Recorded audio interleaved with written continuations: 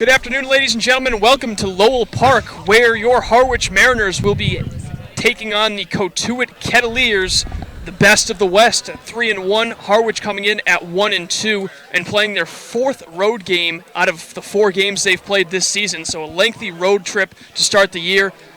And for the Mariners, they will look to get back to 500 on the young season. Hi again, everybody. Colin Casey alongside Tyler Henry. And Tyler, last night's game, not a lot of offense for the Mariners as they lost to Chatham 5-0. How do you bounce back from a game where you can't really get much going at the plate? I mean, they were able to get guys on base, but just couldn't cash in on opportunities. A little bit of overly aggressive base running kind of led to some easy outs, and having a couple of guys get picked off on the base paths didn't help either. So they actually out-hit Chatham. It was just a matter of not being able to get any of those runs across home plate as they took the 5-0 loss.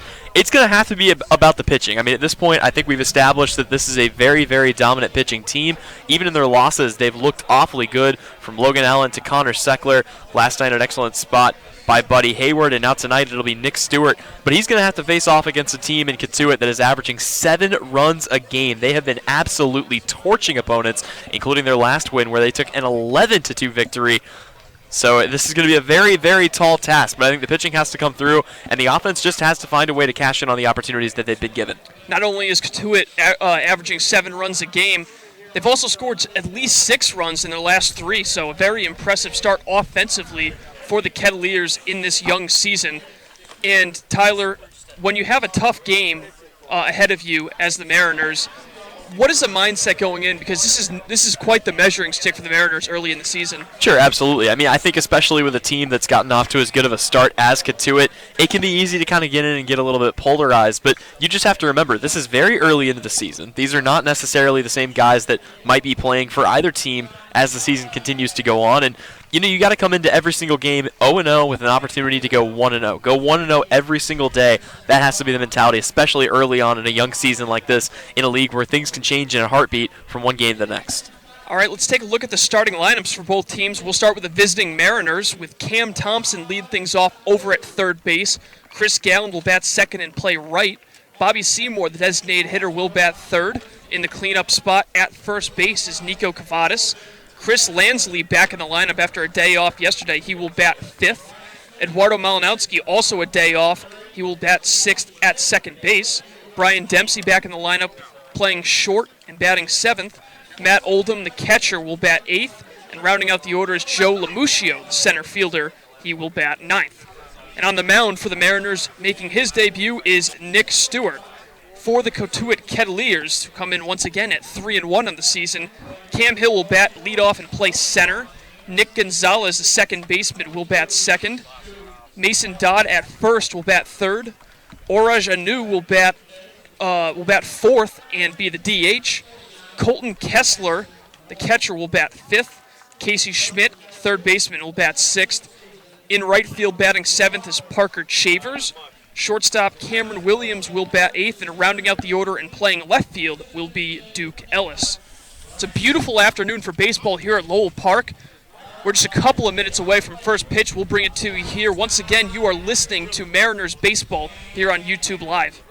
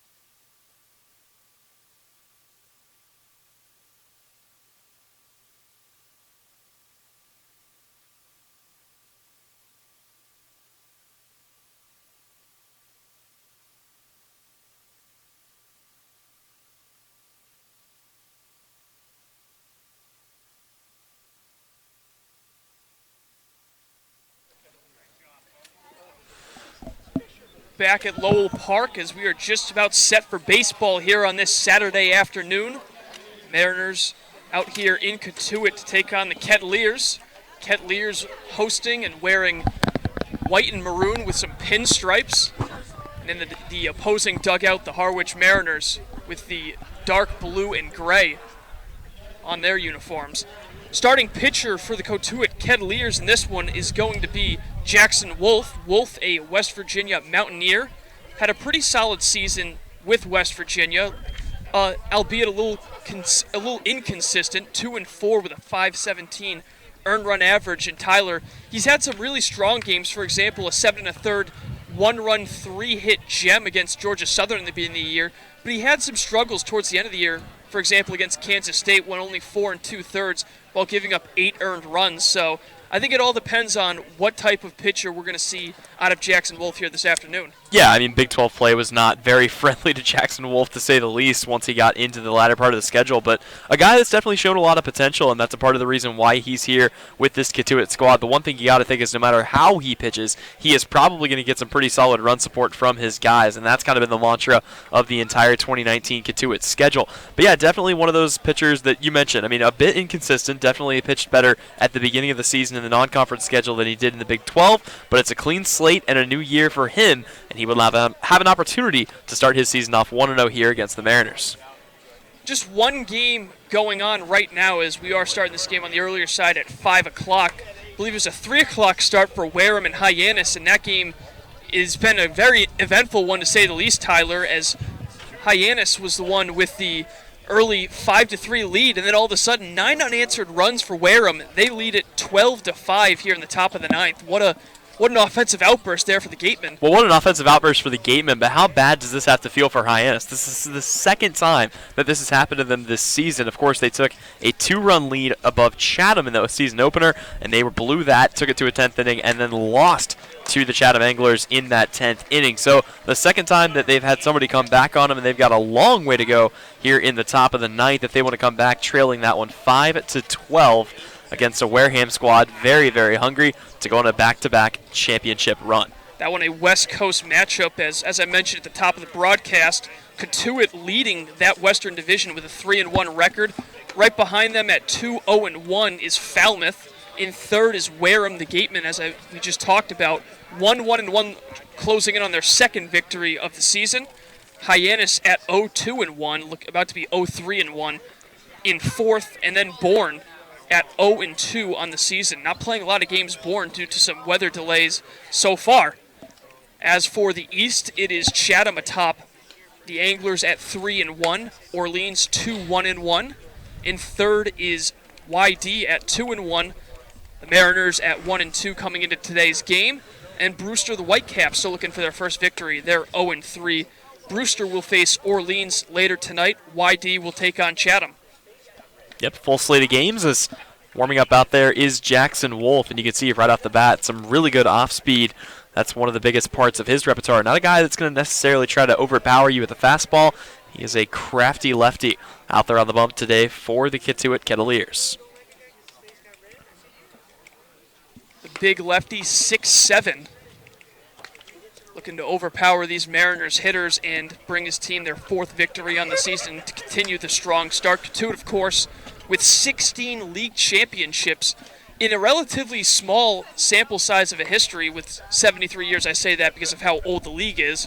So Cotuit always one of the teams to look out for every summer. Well, and there are only two teams with more than 10, the other one being Orleans. But how about this? 7 of the 11 Orleans championships came before there was any kind of a playoff or championship game to speak of. So Cotuit, what they've been able to do in the history that they've had, it's got to be one of the more impressive ones on the Cape.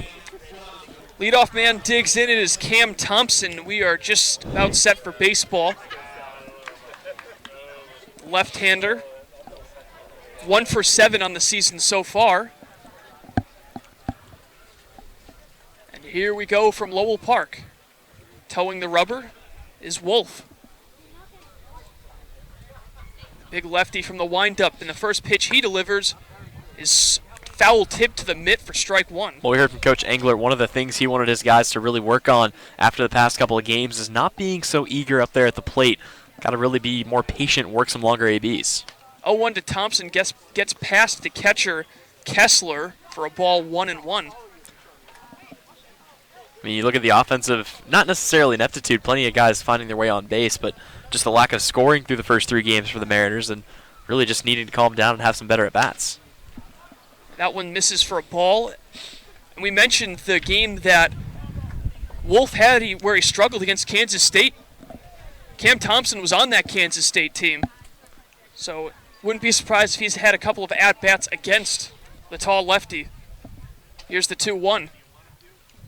Fastball up and in, and the count is 3-1. Yep, Thompson, a guy that's pretty comfortable facing off against Wolf, and you mentioned the meetings between those two.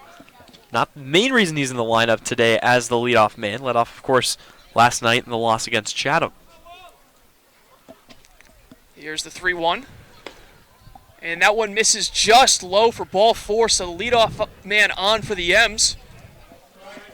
And Thompson, someone you might want to worry about with speed on first base, as now Chris Galland will dig in the right fielder. Yeah, and we'll see if Harwich decides to be as aggressive on the base pass today as what they have been to start the season. They've been very aggressive, haven't been afraid to stand guys, even guys that don't historically have big stolen base numbers. So we'll see if that continues with Thompson on first.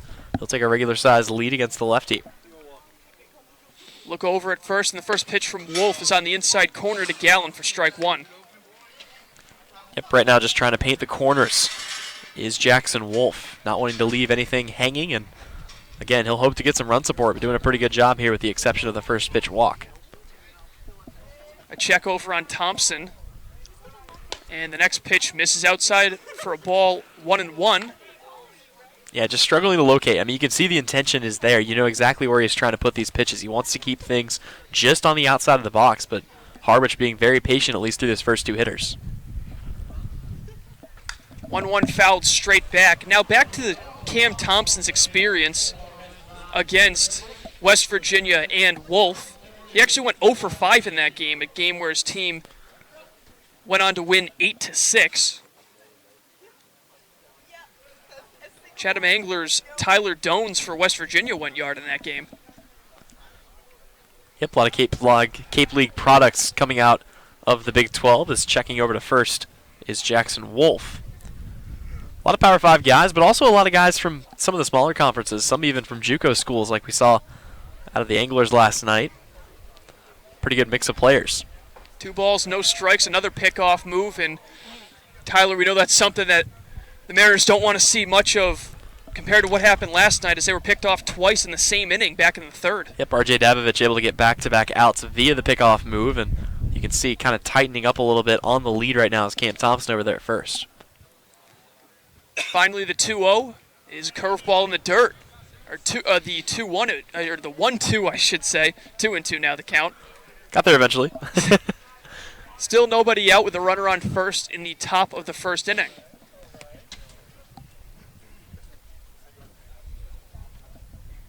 Another pickoff move, and back in time is Thompson. Well, just as we were talking yesterday about the very quick pace of play here in the Cape Cod League through the first 3 games, a very lengthy at-bat here, extended by plenty of looks over to first base from Jackson Wolf.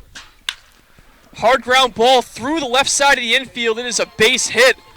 And so Galland with a single to left, and it's now 2 on and nobody out with Bobby Seymour stepping in for the Mariners. Well, how about that for Chris Galland? Saw the off-speed pitch, was able to just pull it off to the left in between that little 5-6 hole. An excellent piece of hitting there, and he continues his assault from behind home plate. One of the big bright spots in this team. Went 2 for 3 yesterday with a pair of base knocks, and picks up right where he left off today. Speaking of yesterday, at the plate is a guy who'd like some revenge for yesterday. Seymour went 0 for 4 with 3 strikeouts. Yeah, and Seymour, one of the top talents on this team and this entire league for that matter. So a guy that, should be able to bounce back pretty easily. Got to have a short memory as a baseball player. It's a long season. Seymour playing in his 3rd game. Has a hit through the first 2.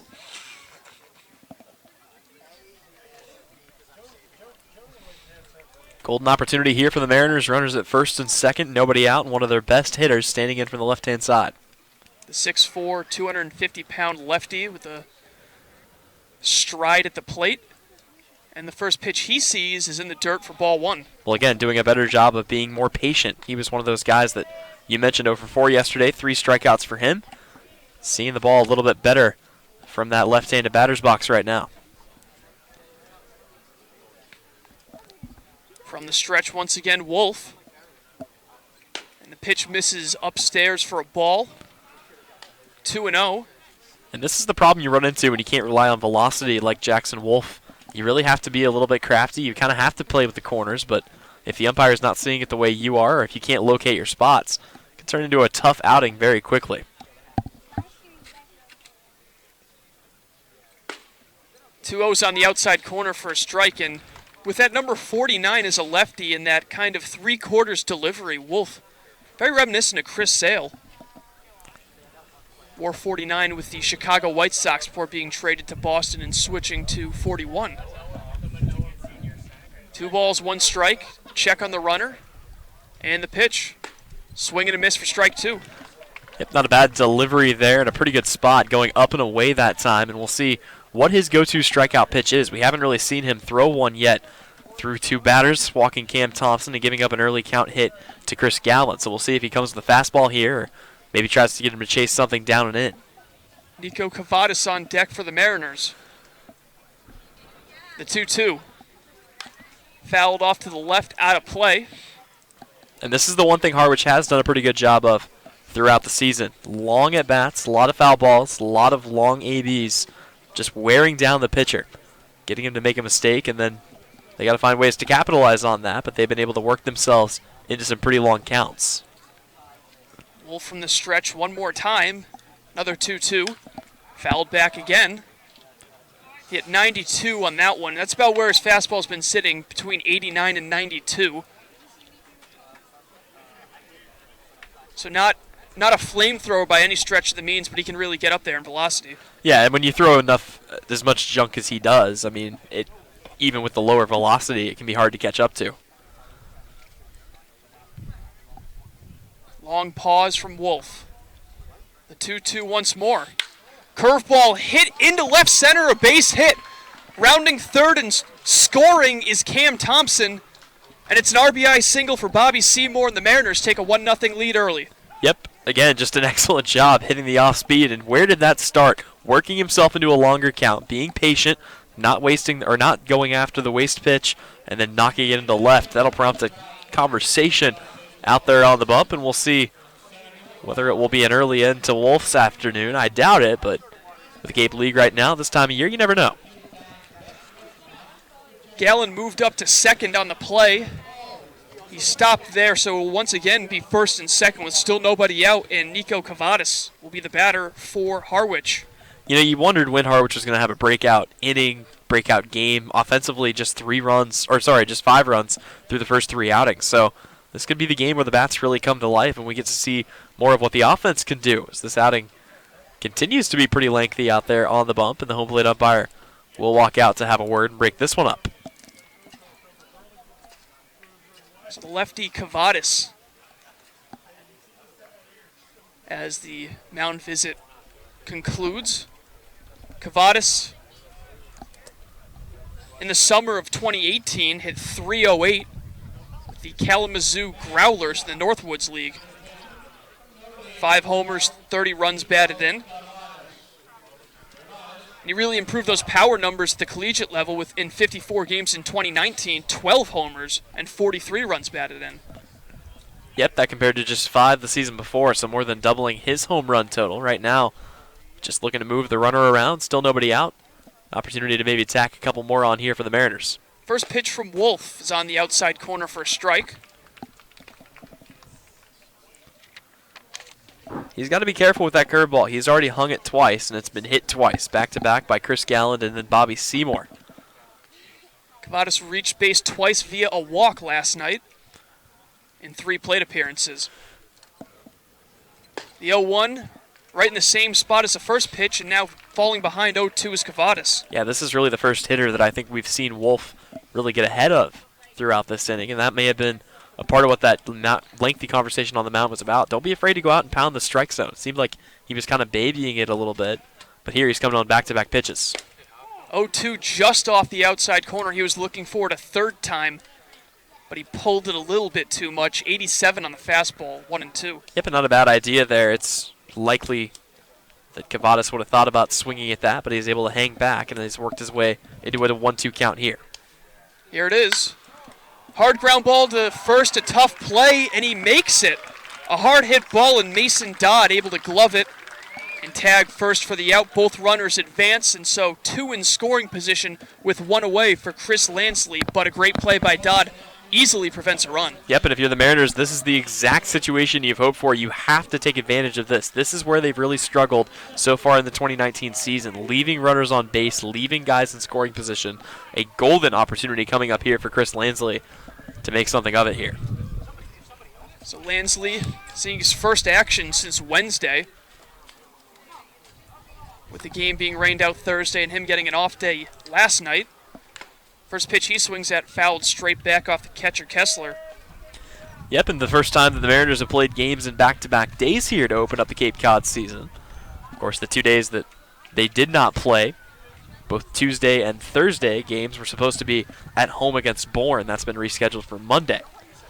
Lansley reached base in each of his first 2 games with a single against Falmouth and then a walk against Bourne.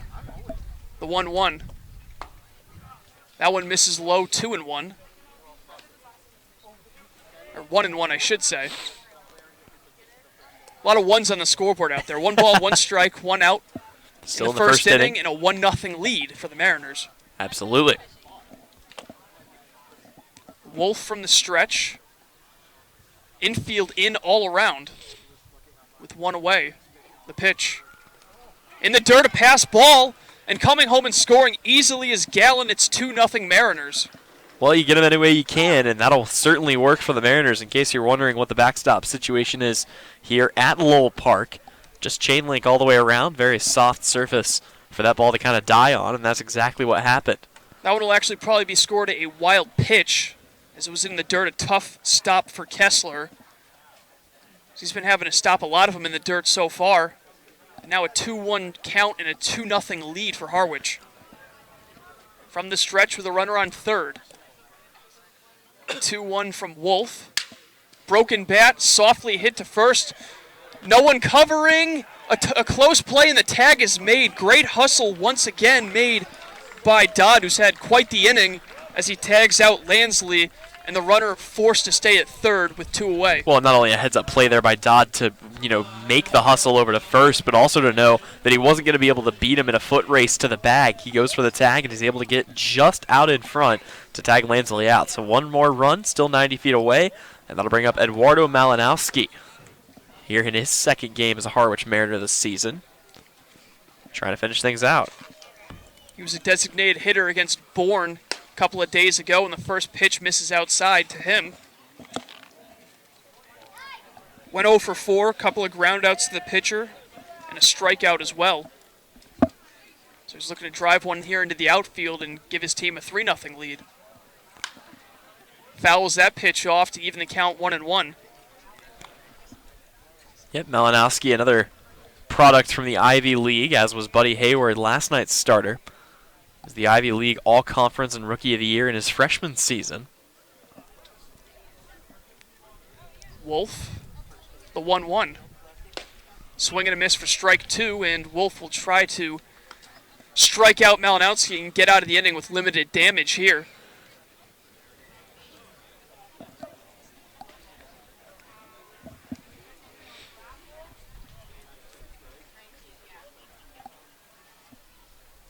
Malinowski from the belt, the 1-2.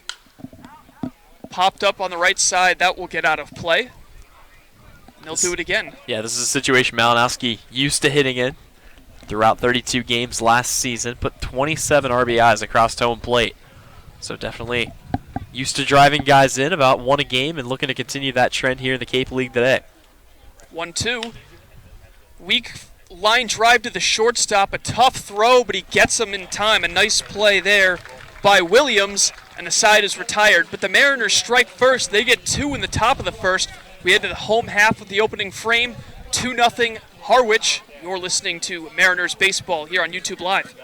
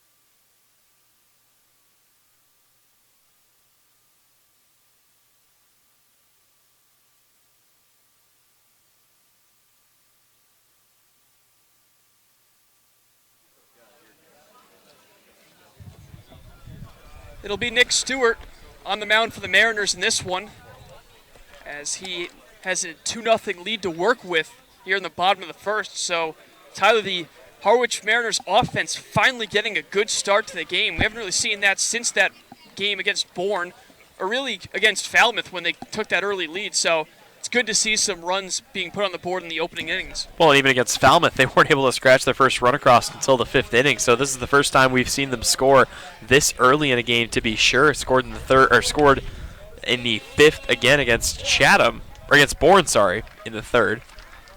So a lead to work with here for Nick Stewart, and an opportunity to pitch with a little bit of a lead, something that no starter has done through the first 2 innings of a Harwich Mariners baseball game this year.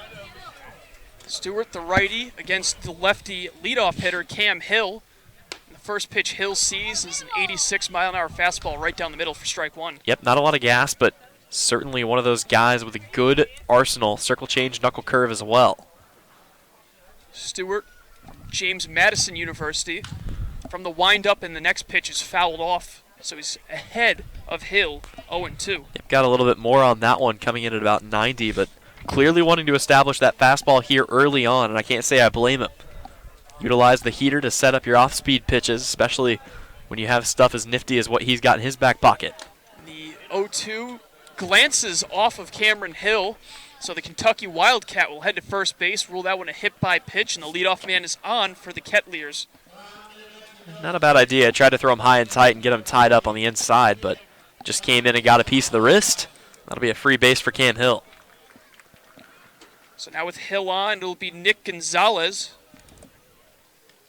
It's definitely not what you want from Stewart, as he had an 0-2 count on him, and pitch just glances off the jersey of Hill. So Stewart will have to work from the stretch. Peeks over at the runner Hill. And he fires home. Pitch fouled straight back. So Nick Gonzalez from New Mexico State, hitting .300 on the young season. A 3 of 10 clip with a homer and 3 runs batted in. Yep, he had 77 RBIs just a season ago at New Mexico State, and a crazy 1.3 OPS. Hard line driving, caught at third, return throw to first, trying to double the runner off, is in the dirt. But a nice play by Thompson over at third, and there is 1 out. Well, they call it the hot corner for a reason, and I'm not sure if Thompson caught that ball or if that ball caught Thompson. Either way, it's 1 away here for the Mariners in the home half of the first. I'll bring up Mason Dodd, who had quite the defensive inning in the top of the first, making a couple of big plays that prevented some runs for the Kettleers. The lefty digs in. First pitch from Stewart misses inside, 1-0. Yep, Mason Dodd out of Lander University in Greenwood, South Carolina. Dodd also plays second base as well, so he knows how to cover that right side of the infield. Here's the 1-0 runner going, and the hit and run was on as Dodd fouls a pitch off to the left. Count even at 1-1. Yeah, we talk about guys coming from all walks of life. A Division II player turned into a little bit of a star, and now with an opportunity to extend what he's been able to do here in the 2019 season. And Dodd's had quite the start with a homer and 5 runs batted in here in the summer. Hitting .357 so far. The 1-1. Chopper to first, might only get 1. They're going to try for the force at second, and is just in time. And we got a huge collision over at first base. Yeah, Dodd went right into the first base coach for Harwich, and now trainers coming onto the field. He is still down. It looked like he was trying to hit the bag and then take off to the right side to avoid any kind of a collision on the throw coming back in, but instead he just completely wiped out coach. And Dodd is really shaken up. Doubled over on the right side of the infield.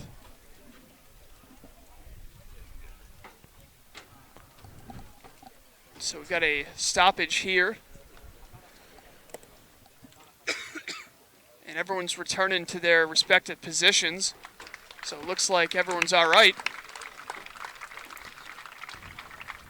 Yep, and Dodd will take his spot over there at first. Yeah, in the midst of all that, he was able to beat out the double play ball, force out at second. So Hill is retired, and there are now 2 away in the bottom of the first. Strange start to the game here, but all of that work will just bring up Araja New with 2 away.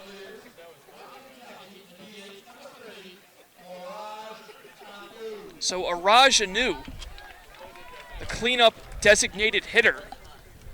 Another lefty for the Kettleers.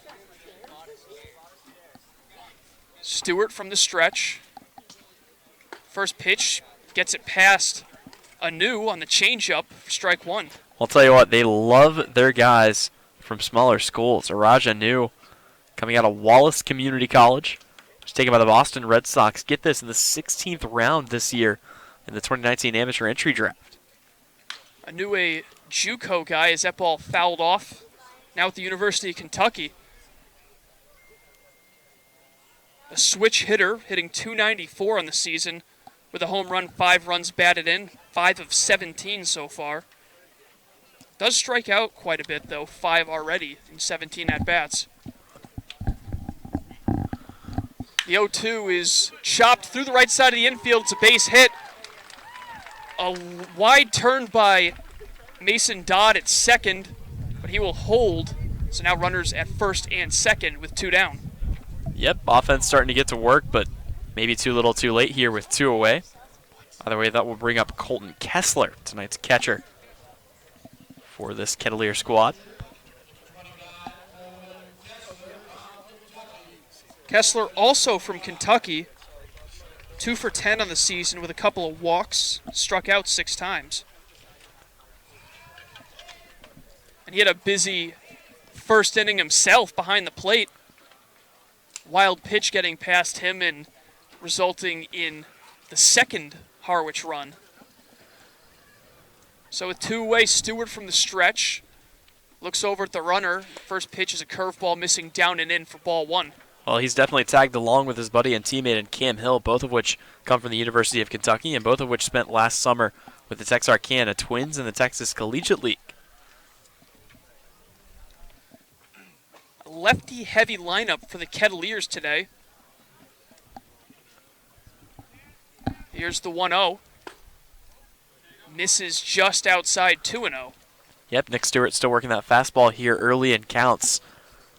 Starting to locate a little bit further off the plate, but the velocity holding steady at about 89 right now. Kessler played in the Texas League last year alongside his teammate Cam Hill.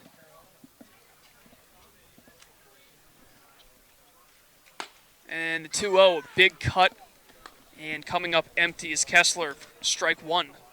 Yep, and I like it. Just continuing to pound the fastball into the zone. It's going to set the off speed up eventually, but for right now, just utilizing one pitch as good as he can, and it's worked out so far. 2 outs, 2 on, trying to get out of the inning unscathed. Here's Nick Stewart. Look at second, the 2-1. Fastball low and inside, so now Stewart in danger of loading the bases with 2 outs. And on deck for the Kettleers is Casey Schmidt, the third baseman.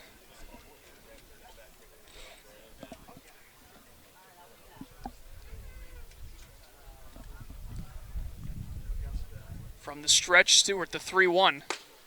Blows it past the batter, Kessler, for a strike 3 and 2 now.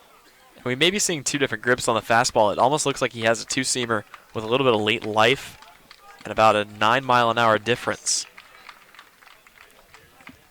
So one that comes in at about 82, the other comes in at about 89. Big pitch here with a 3-2 count, 2 outs, 2 runners on. Stewart, here it is, and he fouls it straight back. So staying alive, Kessler, and making Stewart work for this final out here in the bottom of the first. Yep, right back to the 4-seamer, trying to keep it up in the zone. It's a dangerous pitch, especially to a guy like Colton Kessler, but certainly one that if you can get him to swing under it, could be an inning ender. Only 5 home runs for Kessler in the 2019 season. Stewart with another 3-2. There's a high fly ball out towards left field. Heading back towards the wall, and it gets down. The ball gets down. 1 run scores. Here comes the tying run. Heading into third is Kessler, and he's in with a slide. It's a 2-run triple for Colton Kessler, and the game is tied 2 apiece. Well, I just had to go and mention those home run numbers, didn't I? Just as I did, Colton Kessler really got a hold of one.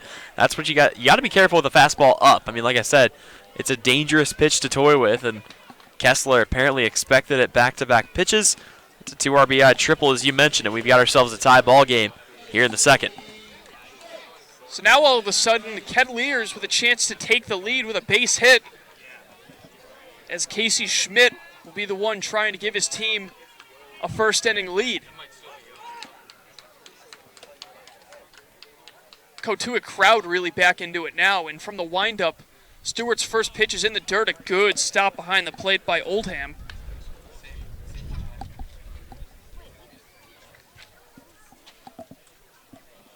So Schmidt from San Diego State University, 3 for 15 so far. He has also gone yard for Cotuit. The 1-0. Swing and a miss, and the bat goes flying and ends up in the Cotuit dugout after deflecting off the protective netting. Thankfully, that was there, or else that bat was heading straight for the crowd. I was about to say, somebody was about to get an unwanted souvenir coming in at a high speed, but fortunately, as you mentioned, the netting is all the way up around the stadium. Well, not all the way around, but it goes all the way down to protect anybody in the stands. He'll actually grab a new bat here and go back to work. For all we know, that might have been the same one that left his hands, because Could it have. ended up right in that dugout. His teammates will be giving him a hard time about that today. So after an eventful strike 1, the count is 1-1 with a runner on third, and Stewart delivers a curveball that is fouled off to the right side. 1-2. Casey Schmidt might want to look into some new batting gloves. I don't know if those are doing the job. Maybe a little bit of extra pine tar on the bat. Something. And this is why the debate is currently being talked about in the MLB as to whether or not to extend the netting. Stuff like that happens really makes you think. 1-2 is popped up right side. That ball will also make it out of play. So we'll do it again, 1-2. Yeah, finally we're able to see, I believe that was that knuckle curve that he has. Takes it off speed, and that one coming in at about 78. So really relying on the fastball. I mean, really heavily using that is Nick Stewart. It was a 2-out rally for Cotuit as Anu had the single, and then Kessler with a 2-run triple. Here's the 1-2.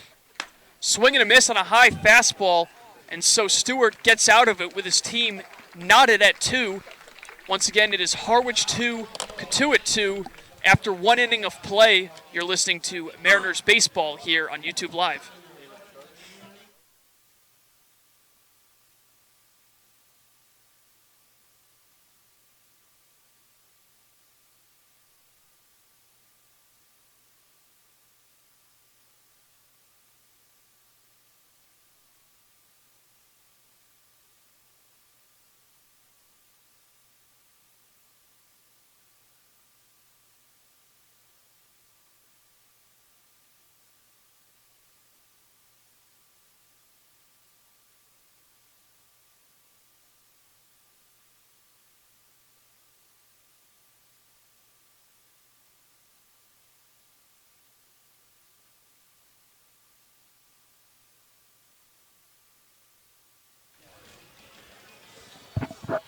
Both teams picking up a pair of runs in the first inning, so now we head to the top of the second. The score knotted 2-2, and Jackson Wolf will head back out for his second inning of work. Definitely not quite the first inning he had hoped for. No.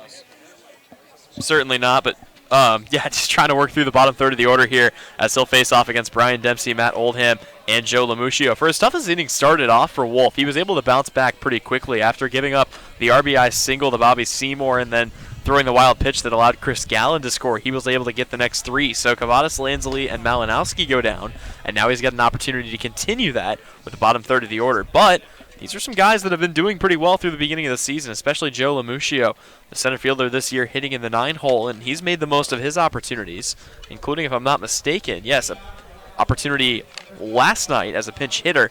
Didn't have a chance to hit, but took one off the elbow and headed down to first base. So in steps Brian Dempsey out of Boston College. He's looking for his first hit of the season after going 0 for 6 in his first 2 games. Had last night off as the first pitch is in there for a called strike. However, Dempsey has looked very strong in the field. It seems like he's played flawless defense in both of those games. The 0-1. Chopped foul. Yep, and that defensive ability, a big part of the reason why he's been left in the lineup. They need his glove out there in the field, especially for a team that can really use what he brings to the table at shortstop.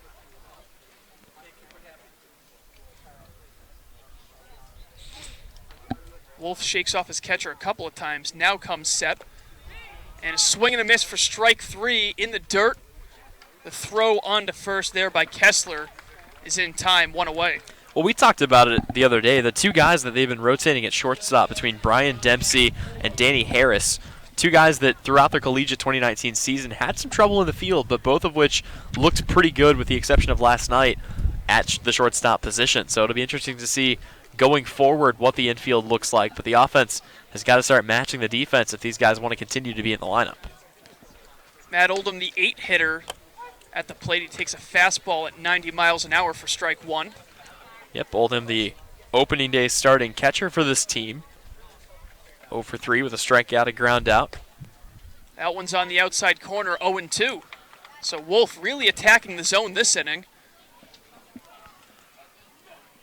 Not wasting any time, getting right back on the rubber. Ready to deliver the 2-strike pitch. Here it is. And it's on the outside corner for strike 3, so Oldham down on 3 pitches, and it's back-to-back strikeouts to begin the second. Yep, and Jackson Wolf wasting absolutely no time, just going right at the bottom part of this order. He is not afraid, and now he's going to have to face off against Joe LaMuccio. Mentioned having a pretty decent season to this point so far. A little bit of pop in the bat in the 9-hole. Muccio playing center tonight in today's game. And he golfs at the first pitch in the dirt for strike 1. Yep, got to leave the 9-iron in the car when you come to the ballpark, but a couple more opportunities coming up here.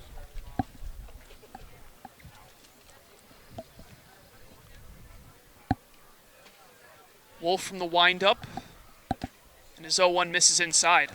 Yep, LaMuccio hitting .333 so far. Just 3 at-bats, but he's made the most of them. A hit and a run scored for him.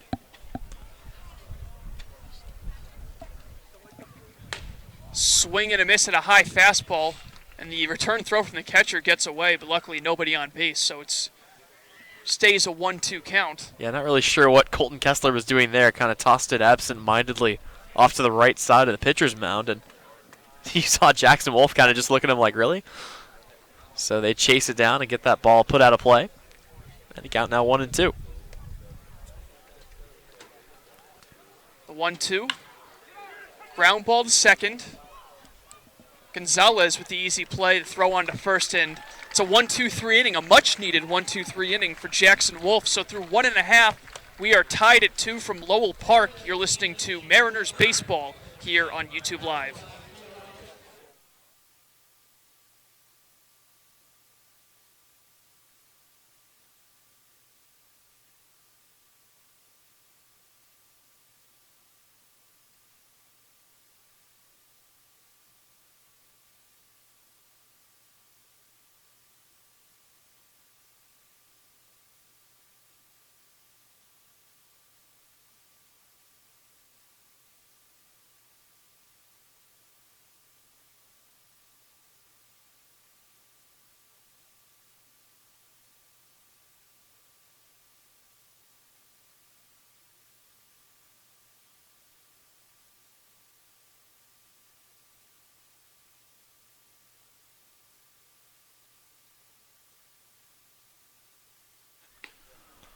Welcome back to Lowell Park. Tyler Henry alongside Colin Casey. A 2-2 score as we head to the home half of the second inning. I'd like to remind you that today's game is brought to you by Curry College. Learning at Curry College extends beyond the classroom and is embedded in all that they do. Curry prepares students to engage in successful careers and active citizenship with a local global perspective. Explore undergraduate majors, minors, and concentrations, including new majors in accounting and biochemistry and software development, online at www.curry.edu. So the Kettleers will look to break the 2-2 tie in the bottom of the second. They have the bottom of the order due up here as Parker Chavers will lead things off for Cotuit. Yep, and Chavers not a bad guy to have down there. The product out of Coastal Carolina, hitting above 300 last year. Another guy with an OPS above 1. So a pretty dangerous hitter in the 7-hole for a Cotuit squad that seemingly hasn't had a bad spot in the lineup all season long. Stewart from the windup in the first pitch. It's almost the same result as Cam Hill. Almost glanced off of Chavers' shoulder, but it misses inside 1-0. Yeah, got to be careful with that high fastball. And again, that's the pitch that not only hit Cam Hill, but that got hit for the RBI triple from Colton Kessler. There's a high pop-up on the left side behind third base. Tough play, and it gets down.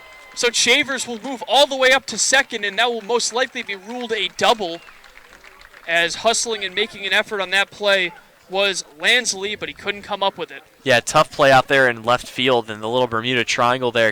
Dempsey and Thompson kind of went back for it as well, but Lansley called him off, tried to make the diving catch, and was just unable to come up with it. So the Kettleers are in business here with nobody out, and Cameron Williams will step to the dish. So Williams from Odessa, Florida, went to the University of Texas. Decent lead on second in the first pitch. Misses outside to Williams.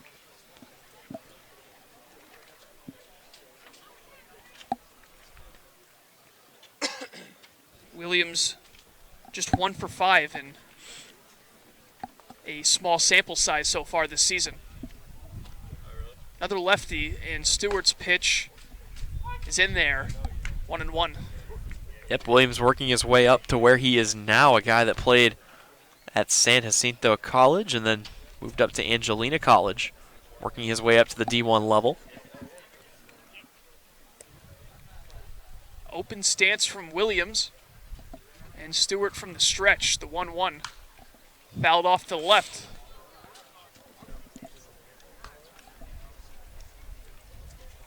Mike Roberts' lineup getting it done in the first inning, responding after Harwich put up 2 runs. They got 2 of their own. But Roberts definitely happy with the way Cotuit has started off this season at the plate.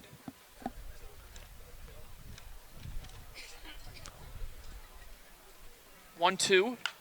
Curveball, just getting a piece of that one was Williams, and it pops up and heads off a tent behind the plate. Yeah, and there's that knuckle curve again, and it's such a devastating pitch when you're able to locate it properly, but not one that he's gone to an awful lot here as the wind begins to pick up a little bit at Lowell Park. Yeah, Lowell Park located just about a quarter of a mile away from the southern part of Cape Cod, right by the Atlantic.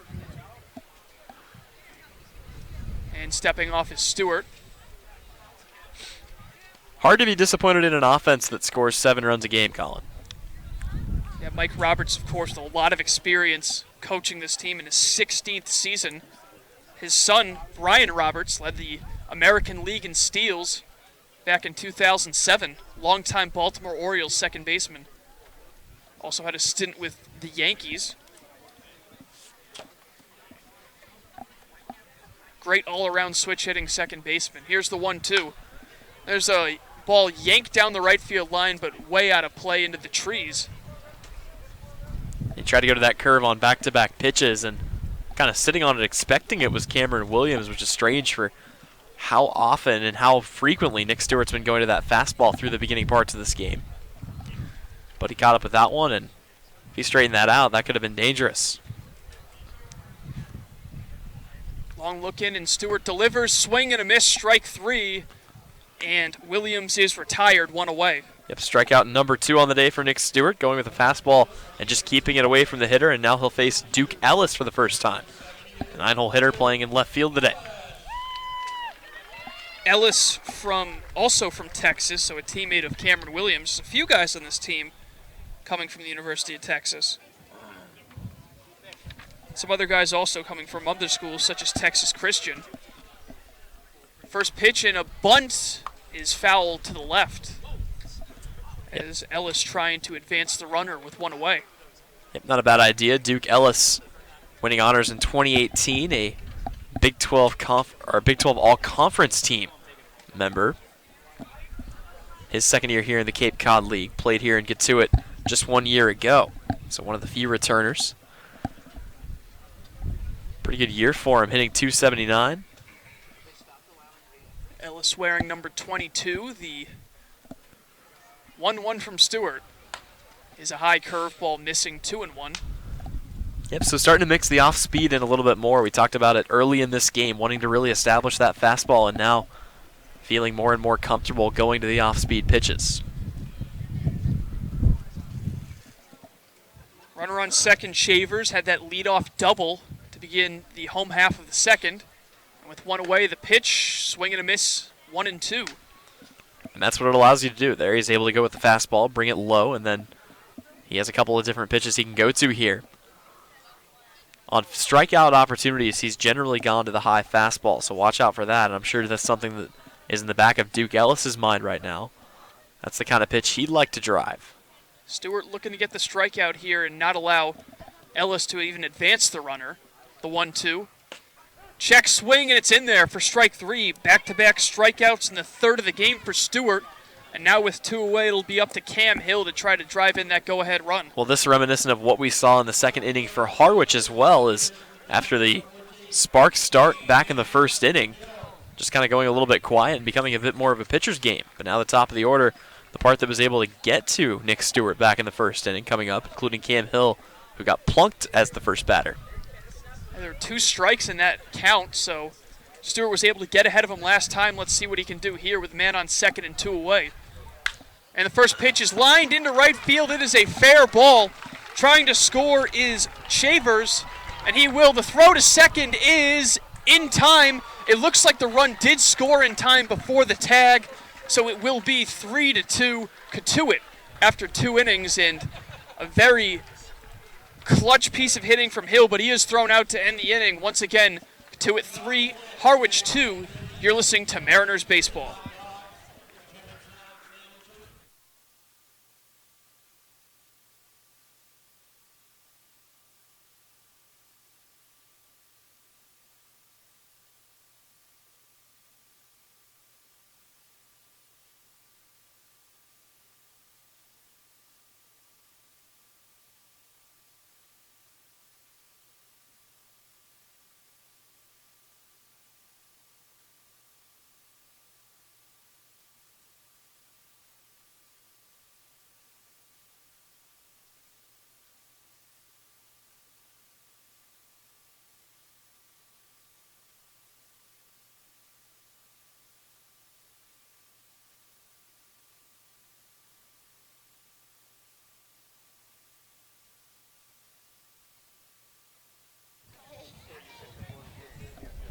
After 2 innings, it is 3-2 Cotuit, leading the Mariners. And heading out for his third inning of work is Jackson Wolf. Had a shaky first inning and then a pair of strikeouts and a ground out and a 1-2-3 performance in the second. Yep, quickly going 1-2-3, but now he'll have to face off against the part of the order that gave him a little bit of trouble, starting with Cam Thompson, who led things off with a walk and then scored on an RBI single from Bobby Seymour. Only 3 guys really doing the damage, though, for the Mariners. It was just the first 3 in the order. Since then, Wolf has retired 6 straight, including the 2 strikeouts you mentioned, back-to-back on Brian Dempsey and Matt Oldham. So it'll be Thompson, Gall, and Seymour due up for the Mariners. All 3 of them reaching base in the first inning. And Thompson and Gallon eventually came around to score the 2 runs in this one for Harwich. So Thompson. Once again is faced Wolf a couple of times in college, and the first pitch is swung on and hit foul down the left field line. Yep, and that's the kind of aggression you expect to see out of somebody who's comfortable with the pitcher, knowing his tendencies, knowing what the first pitch is likely to be and trying to jump on it. He falls behind 0-1 here. We'll see what Wolf deals. And the next pitch will miss just low and maybe a hair outside, count even at 1. Very patient hitter is Cam Thompson. We talked about his walk numbers from last season. Already has a walk today. Really cut down on the strikeouts this season at Kansas State. There's a called strike 2. Or excuse me, it was actually the opposite. As he I was going to 14 say more strikeouts, not less. Yep, getting a little bit more aggressive from that batter's box. That one misses outside 2-2. Not a bad pitch there, coming with a slider on the outer half. Thompson able to lay off though, and again, he's going to make the pitcher work for it. He has fallen victim to the strikeout before, but usually in longer counts. Not a lot of 3-pitch strikeouts for him. Wolf from the windup, and the 2-2 is hit down the left field line, foul. Wolf going to the off speed a lot in the last couple of innings after getting hit pretty hard when he was given the fastball. The 2-2 on the outside corner for strike 3, and that is 3 of the last 4 that Jackson Wolf has struck out, 1 away in the 3rd. Yep, he's been absolutely cruising ever since giving up the RBI single to Bobby Seymour, and now the part of the order that was able to get a couple hits off of him, starting with Chris Gallant, will step to the plate here. Gallant's, of course, singled and came around to score on a pass ball in the top of the 1st. First pitch is a chopper off the plate, dribbles to the left side, foul. Be sure to tune in tomorrow, a doubleheader coming up at White House Field. Yes, you heard that right, at White House Field, a home game. Actually, 2 of them coming up for the Mariners tomorrow. But of course, the annoying 2 words that have to follow is weather permitting. Absolutely. Hopefully that rain does not lets up. There's a weak grounder up the middle, played easily by Wolf. He underhands it to first for out number 2. Kudos there to Chris Gallant, still hustling down the line. Actually made that play a lot closer than it probably had any business being, but an easy out still. And now Bobby Seymour will step to the plate. Yeah, weather permitting, rain is expected in the forecast tomorrow. And of course, right now it's a doubleheader scheduled, then followed by the game that was supposed to be played on Tuesday/Thursday against Bourne. So a couple of home games coming up for the Mariners, weather permitting. So Seymour with the bases empty. Ripped a hard single to left center, drove in a run, and he's going to the left side once again. That ball hit very well down the left field line, but foul. One hop the fence. Yep, that one heading out into the Cotuit bullpen. Symmetrical field here at Lowell Park. 320 down both lines and 387 to dead center.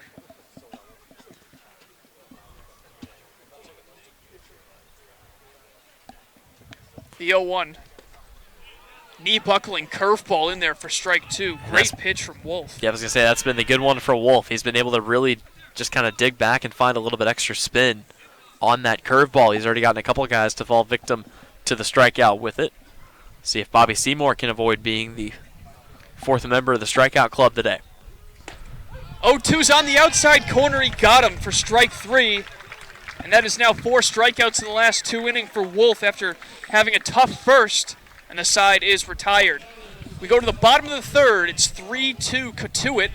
You're listening to Mariners baseball here on the Mariners Radio Network.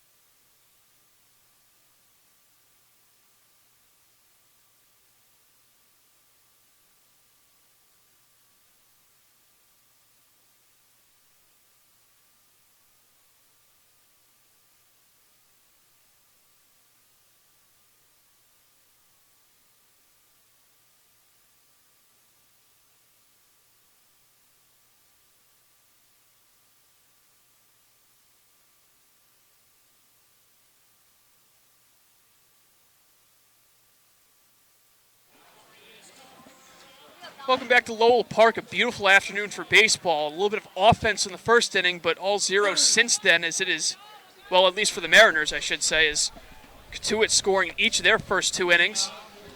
2 in the first, 1 in the second, and now they go up to try to extend their 3-2 lead here in the bottom of the third. Yep, and they're on pace to get their 7 per game that they've started the season off with, so Harwich needs to catch up, and they need to do it in a hurry. Back out for a third inning of work will be Nick Stewart. He's fared a lot better in the second inning, although he did give up the 2 hits. He's greeted by Nick Gonzalez, who ripped a line drive right at third baseman Cam Thompson in his first at-bat back in the first. Well, don't let Gonzalez's size fool you. A lot of power. First pitch misses inside. And the next one also up and in. And as you said, yeah, a lot of power out of that 2-hole, and that's something that you can really take advantage of as a manager. Yep, 15 home runs, 77 RBIs in the 2019 season at New Mexico State. 2 0s on the outside corner for a strike.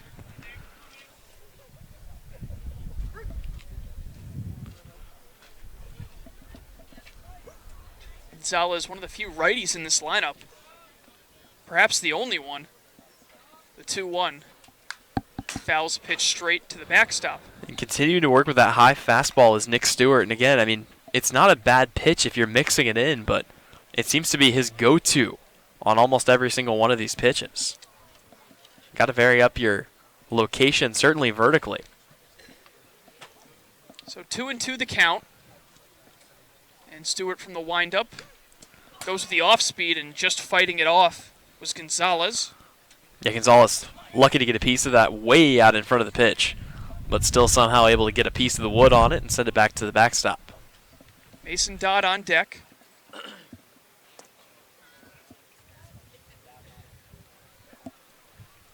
Stewart once again from the windup. The 2-2. Tried getting him to chase on the curveball in the dirt, but he lays off, and it's 3-2. Yep, another patient at bat here out of Nick Gonzalez, who was probably a couple inches away from getting a hit back in the first inning. We talk about that line drive, hit sharply, but right at Cam Thompson there on the hot corner. Stewart steps off with Gonzalez awaiting the payoff pitch. With nobody out here in the bottom of the third. 3-2.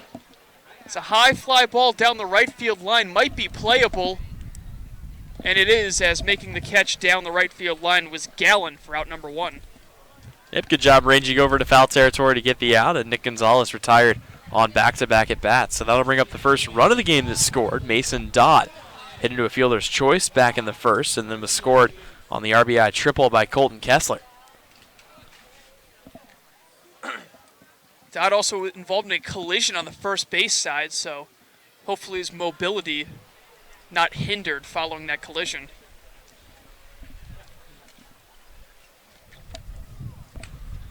First pitch misses inside. Dodd 6 feet even, 210 pounds.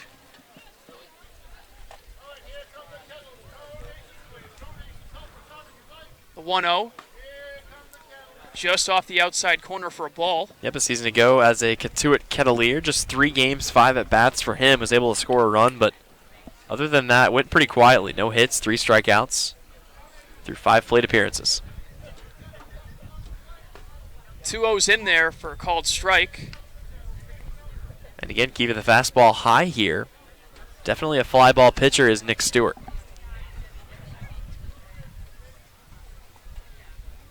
The 2-1. Swing and a miss, even the count 2-2. Cotuit, the second southernmost Cape League team behind Falmouth, which is where Harwich went to open the season in a 7-2 losing effort. Got Wareham out there as well.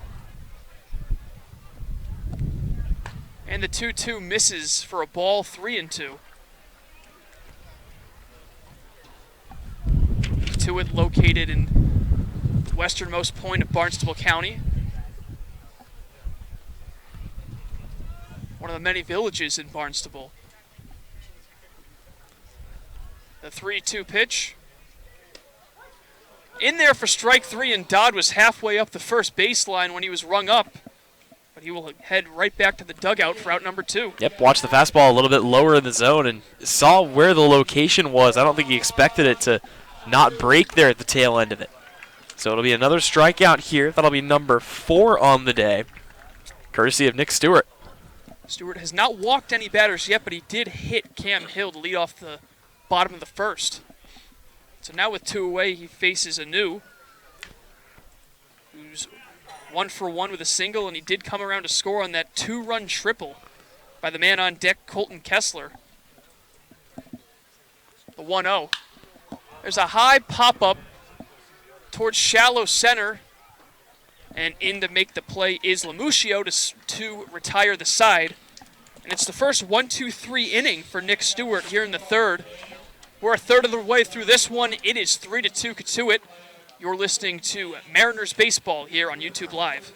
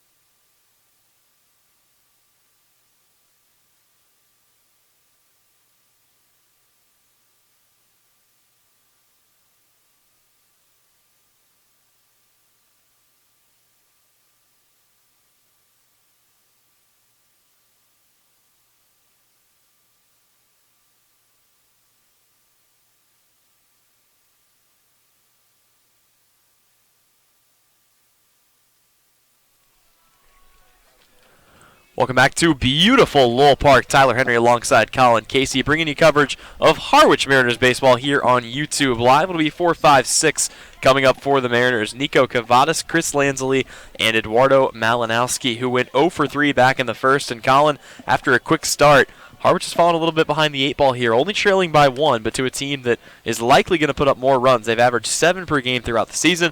They got to make sure the bats come alive here in these middle innings. Yeah, it was a great start in the first inning for the first 6 hitters who, actually it was the top 3 hitters who all got on base for the Mariners. Since then, it's been nothing but zeros as Jackson Wolf's really settled in. So here in the top of the 4th, they really need to get back to their hitting ways that they had back in the first frame. Yep, Wolf has been cruising, retiring the last 9 in a row, including 4 strikeouts, and his first task will be facing off against Nico Cavadas, who grounded out to first, back in the first inning. Cavadas digs in from the left-hand side. The big lefty comes set with the pitch, and the first pitch will miss down in the dirt for ball 1. Coming with the off-speed there at about 79, and we've seen him go to the off-speed frequently. Jackson Wolf's 1-0 pitch, big swing and a miss as Nico Cavadas evens the count at 1-1. Yeah, definitely looking fastball there. Instead, he got an 83-mile-an-hour changeup, and he was way ahead of that pitch. Cavadas, one of a few guys out of Notre Dame. Here on this Harwich roster, he'll watch the 1-1 pitch, and that one will miss down in the dirt and skid back to the backstop as the Cotuit ball boy comes out of the dugout and picks this one up. So it's a 2-1 count here for Jackson Wolf. A lot of different things he can go with here. We've seen the fastball high. We've seen a couple of breaking balls down low. The windup and the pitch. And it will be a fastball. This will miss up in the zone above the eyes of Nico Cavadas. Count now 3-1 here. Yeah, Cavadas doing something that his teammates really didn't do in the last couple innings, and that is work the count. So Cavadas with a hitter's count, green light on, 3-1 pitch, and that will just catch the edge on the outside half. A slider, or actually a fastball rather, in there at 87. The count is full. Cavadas digs in. Here's the payoff pitch. That one will be ripped, but right at second. Picked up by Gonzalez, who will flip to first. 1 away. Yeah, hard hit ball, but a true hop right to the second baseman, Gonzalez. And that's easy money for him. So that'll bring up Chris Lansley for a second time today. He also grounded out to first base back in the first inning, and it was a very active inning for Dodd over there at first. Had to make a couple of really good plays. The one he got Lansley on had to extend the glove and get the tag rather than going for the base. First pitch to Lansley, and this one is hit high treading over into foul territory, and that will drop foul well out of the reach of Dodd. That back by the Mariners' home crowd bleachers. Pretty good crowd on hand here at Lowell Park. Both sides bringing out pretty good numbers. Still have yet to see an attendance number over 1,000. Everything's kind of been treading around 900, but as the season goes on, I'm sure that'll pick up a little bit more as well. Jackson Wolf sets. Here's the 0-1 pitch, and that one will miss down in the dirt. So the count even at 1-1 here on Chris Lansley. No lights here at Lowell Park, so getting the early start time at 5 o'clock, making sure they get this game in before things go dark. Yep, and like almost every other park here in the Cape, a good tree line around the outside as this one is fouled off by Lansley, a tree line that covers everything from the left field foul pole to the right field foul pole. And Colin, I think that's almost a requirement if you're going to be a Cape team. We've seen that almost everywhere we've been, and believe us, we've been almost everywhere with 4 road games to start the season. Yeah, very similar to the outline of White House Field. Jackson Wolf with 1-2. That one will be taken straight into center. Hill will have time to settle under it and make the catch for out number 2. So Eduardo Malinowski will step to the dish now for the Harwich Mariners. Malinowski also 0 for 1. He grounded out to short to end the first inning. The Mariners enjoyed a brief 2-run lead before things were tied up by the Kettleers of Cotuit in the bottom half of the first, and then Cotuit tacked on a run to take the lead in the second. Malinowski will hit one right at short, picked up by Williams, throw across the diamond. It's going to be sailed over the head of Dodd at first, and it will be out of play, it looks like. Yeah, way too much power on that throw. Yep, so the runner will hold up at first. It looks like it did catch the backstop and that safety netting, a little bit hard to see from where we're sitting. So Malinowski will hold up at first base. That'll be a roll of throwing air on the shortstop as Williams got a little bit ambitious and sailed that one over the head of his first baseman. First error of the day for either team. And it will be credited to Williams. That'll bring up Brian Dempsey, who struck out his first time up, and a pickoff move over at first by Jackson Wolf just to keep Malinowski close. Yeah, in close ball games like that, some of these errors can haunt you, so let's see what the Mariners can do with 2 outs. Opportunity to maybe start a little 2-out rally here. Dempsey digs in from the right-hand side. Here's Wolf with a pitch. Dempsey lays down a bunt. Wolf calls everybody out, picks it up, and throws to first, and it's going to be just in time as that one was dug out by Dodd. So they take advantage of an error but are unable to bring him around, and the inning will end. We head now to the home half. Mariners still trail it 2-3. You're listening to Harwich Mariners Baseball on the Mariners Radio Network.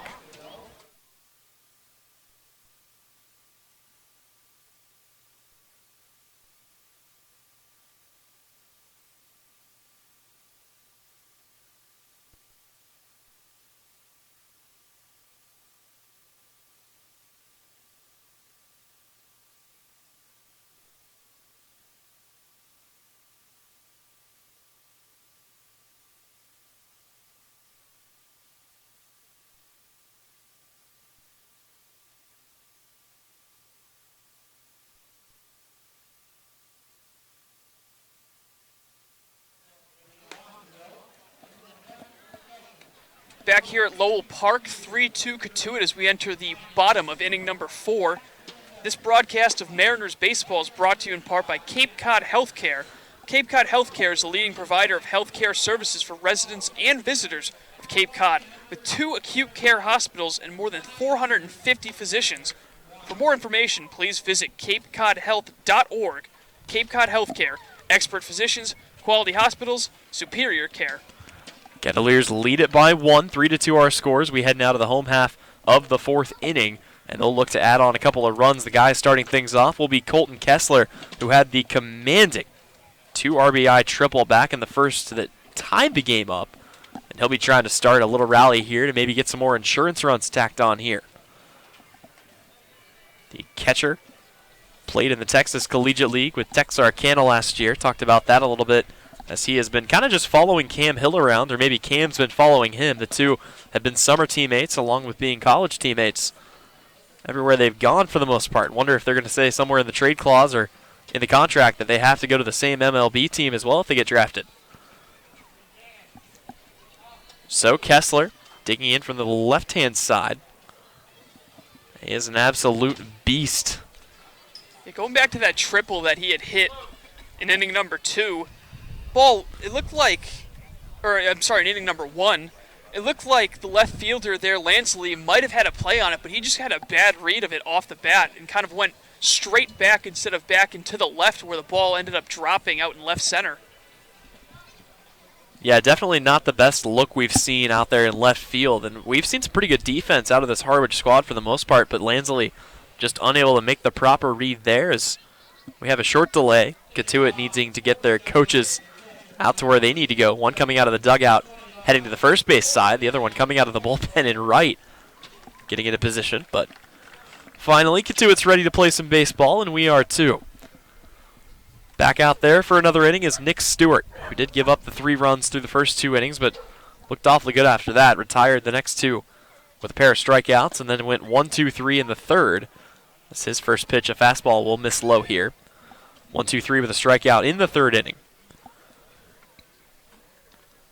This is kind of what we've seen through a majority of the season. Starters getting a little bit more leeway and some longer outings here in these first couple games. So this pitch will miss on the outside part, and the count now even at 1-1. It's always good to get production out of your catchers, and it seems like both teams have done that this season, especially Jackson Greer for the Mariners, as that pitch is fouled straight back. But mostly you think of catchers for their defense. Nowadays you don't see too many great hitting catchers, but both these teams have one each. Yep, and ironically enough, Jackson Greer currently on a temp contract for this Harwich team. A couple of guys that will be coming in, and Mike Rothenberg and Pat Winkle, but honestly, they might open a roster spot up for him just to keep him on the team as this pitch misses high and away. You've always got that DH slot. Currently, he has the only Harwich home run of the season. That one coming in a earlier season matchup against Bourne. Here's the 2-2. That one will miss down in the dirt. Little half-hearted check swing out of Colton Kessler. Nowhere near being a strike, and the count is full here. And neither team's really taking advantage of getting those full counts and 3-ball counts in general. It's just one walk between both of them, and that was the first batter of the game, Cam Thompson. Nick Stewart still working out of the windup. Big swing and a miss. They're going to say this got a piece of the bat, though. So the count stays full here. And we'll see what Nick Stewart wants to go with here. It'll be another payoff pitch coming. Facing off against a guy that got to him back in the first inning. Colton Kessler takes a couple of practice swings, digging in from the left-handed batter's box. Here's the 3-2 pitch. Big swing and a miss. And finally, he is set down on strikes. That series tied at 1-1 now. Colton Kessler 1, Nick Stewart 1. Yeah, good velocity on that in his 4th inning of work, hitting 90 even. Stewart blowing the fastball by him, and he picks up strikeout number 5 in the afternoon. So another strikeout victim, his first of the game, coming up to bat now, and Casey Schmidt, who struck out back in the first. He'll face off once again against the right-hander, and Nick Stewart. His first pitch will be fouled away. Actually, maybe playable out there in right field, but it will just get over the fence out of the reach of Chris Gallant. Got a little bit of an obscured view. Tough to see down that right field line from where our vantage point is, just behind home plate. It's one of the best seats in the house when you're watching the pitcher, but anything hitting the foul territory down the right side, yes, very, very difficult to see with the chain link down there. But either way, all that work for a strike, and it's an 0-1 count here. Nick Stewart dealing ahead of Colton Schmidt. This pitch is going to be a knuckle curve, and that just barely catches the outer corner.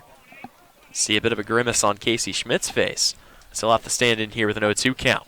Schmidt struck out back in the first to end that productive inning for the Kettleers, trying to avoid it here. 0-2 from Stewart. This one's going to be taken into right center field. Tracking it back is Lamuccio, and he'll settle under it at the warning track and make the catch for out number 2. Yeah, Schmidt got under that ball a little bit. Didn't quite drive it the way he wanted to. He was heading out towards the scoreboard, but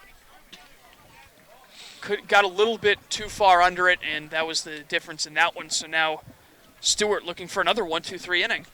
Yep, and from lefty to lefty, Parker Chavers will come to the dish. Another guy that hit well in the first inning, as he'll watch a first pitch fastball in there for strike one. He got a double and then eventually scored a run back in the second inning. It was knocked in courtesy of an RBI single from Cam Hill, and then Hill was thrown out trying to take second. Fastball will miss high and away, count even at 1-1 here. As Parker Chavers from New Mexico State University digging in from the left side. Here's the 1-1. That one will be taken into right field. Galland tracking it back. That's going to fall in between Galland and Lamuccio. They'll pick it up, but not before a stand-up double is achieved. And Parker Chavers has just gone back-to-back on doubles. What a start to the day for this young man. Yeah, the first one was a lot different than this one right here. He just dropped it down the left field line. It fell in between the left fielder, shortstop, and third baseman. This ball was just hit on a line really well out towards right center field. One hop the fence. Now Chavers is on second with the 2-out double. So that'll bring Cameron Williams up to the plate. He struck out his first time up back in the second after the first double by Chavers. Coming out of the stretch now is Nick Stewart. First pitch he will deliver. That one will also be taken into right field. Back to the warning track, and unable to make the catch is Chris Galland. It's over the wall. A 2-run Cotuit home run. Yeah, Cam Williams, the dangerous switch hitter. Something tells me he's a lot better from the left side because he got all of that ball down the right field line to extend the Kettleers' lead. Galland gave it a chase, but it was really a no-doubter. You could kind of see him let up before he got to the warning track, and that one dropped somewhere into the forest out there in right field. So with that, it is a 5-2 Cotuit Kettleer lead.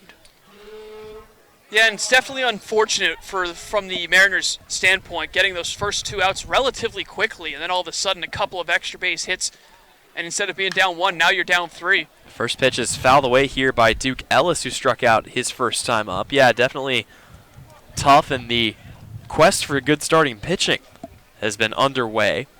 The guys who pitched in games 1 and 2, and Logan Allen and Connor Seckler, both going to be going to Team USA. Maybe able to get one more start out of each of them as another pitch is fouled back behind the screen. The count now 0-2.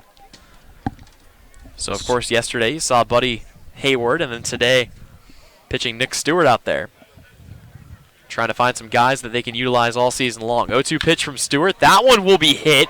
Diving attempt, and unable to come up with it is Dempsey. So it's going to be another hit here, and the hit parade continues for the Kettleers. Yeah, this is a really talented lineup, especially when it comes to right-handed pitching. That's the advantage that you have when you have so many lefties in your lineup. Whenever you get a right-handed pitcher, it seems like almost anybody can really attack from both a contact and a power point of view. So Ellis with a base hit out of the 9-hole, and so the 2-out rally continues at the top of the order. Yep, Matt Oldham's going to come out and have a word with his pitcher as Nick Stewart maybe just trying to force something here. A couple of fastballs that have been taken the other way, one for the home run and that one for the single. So you can't just get to a place where you're going to chuck one in there and try to challenge a hitter if you're not thinking about where you're going to place it. And that may have been a part of the issue on these last couple of batters. Cam Hill, the leadoff hitter, coming up to bat. He has reached base twice today. He was hit back in the first and then got a hit back in the second, but was thrown out from right field trying to swipe an extra bag. And we're going to have a mound visit here. That could be the end of the rope here for Stewart. Yeah, and I think it might be after Oldham came out and had a word with him. Now Coach Englert will stride out there to the pen. We'll see if he takes the ball away here or just wants to have a word with his righty. For Nick Stewart, it's been kind of an up-and-down game, mostly down if you really think about it. He has had some pretty impressive strikeout numbers, and aside from the hit batter, he hasn't put anybody on base for free. No walks for him, but he has given up 5 runs, all of them earned, including 1 home run by Cameron Williams earlier in this inning. Tough to see who's warming up for Harwich with that obscured view down the right field line, but I can assure you the bullpen's probably warming after this rough inning for Stewart, giving up the 2-run home run to Cam Williams. Yep, and this could just be Coach Englert maybe buying a little bit more time for his guys to get warm out there in the pen if he is planning on pulling Stewart. I will say, you and I talked about this before. For the most part, they kind of just let the guys figure out the trouble themselves, as we've only seen one mid-inning pitching change this season. And here we go. So a new pitcher will be coming into the game. We'll have an update on who it is on the other side of the break. But for right now, it is a 5-2 game. Cotuit leading it here at home. Harwich trailing. You're listening to Mariners Baseball on the Harwich Radio Network.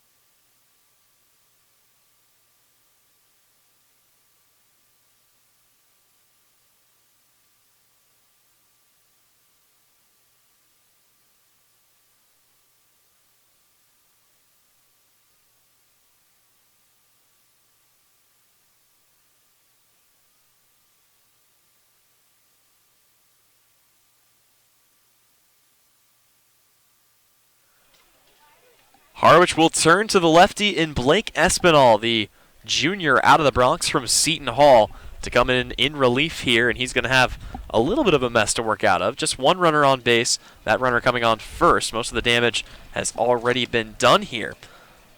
As Cotuit has taken a 5-2 lead, they continue to just pour runs on, but this is not something that they only do in this game. They have been doing this all season long. Through the first 4 games of the season, 7 runs per game, and they are on pace, well on pace, to meet that in this one.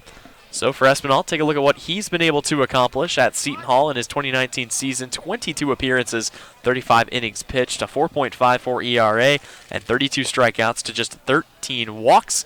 He will be the new pitcher into the game for Harwich. And Colin, good to see the bullpen come in. Always good to get a look at some of the other guys on this roster, but maybe not the situation that we would have liked to see them enter the game in. Yeah, it's always good to have your bullpen enter at the earliest in the 6th inning, getting quality starts out of your starting pitchers. But to be fair to Nick Stewart, he's going up against a really talented lineup, the Cotuit Kettleers.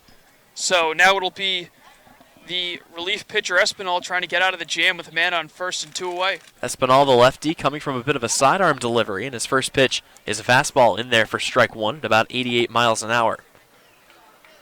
Going to see a lot of speed out of Espinal. Does have some off-speed pitches to mix in, but likes going to that fastball. He'll check the runner. Here's the 0-1 pitch. Laying down a bunt, or showing bunt at least, and fouling it off is Cam Hill.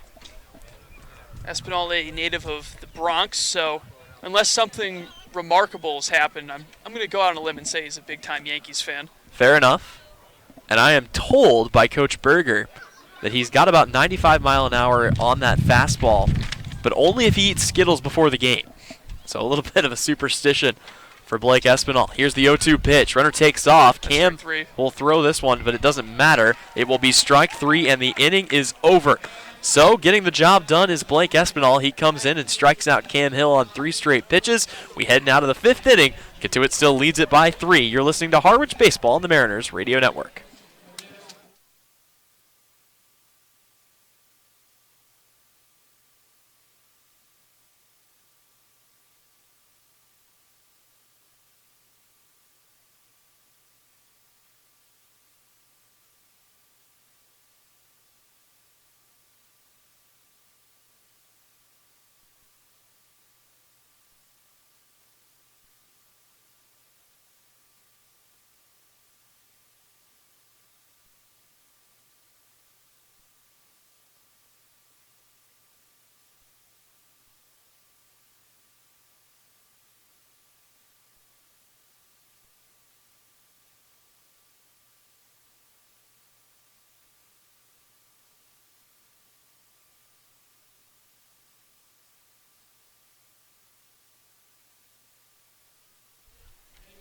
Back to baseball here at beautiful Lowell Park. Tyler Henry alongside Colin Casey.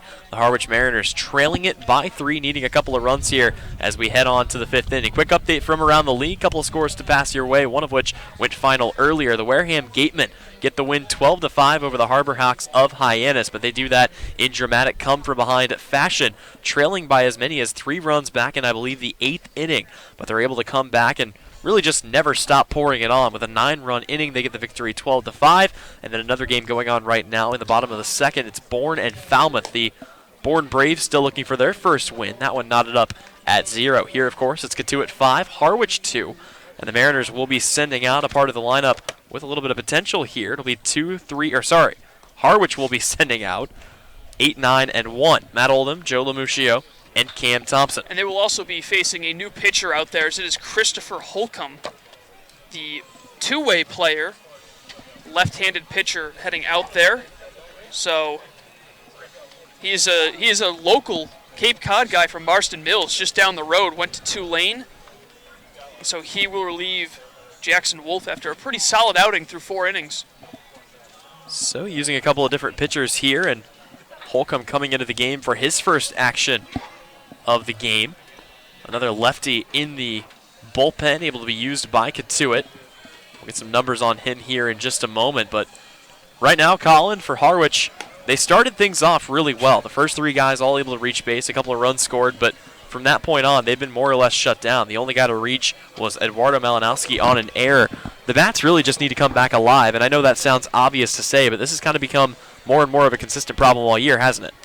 Yeah, definitely. You need that consistency at the lineup, and that's exactly what Cotuit has had through these first several games.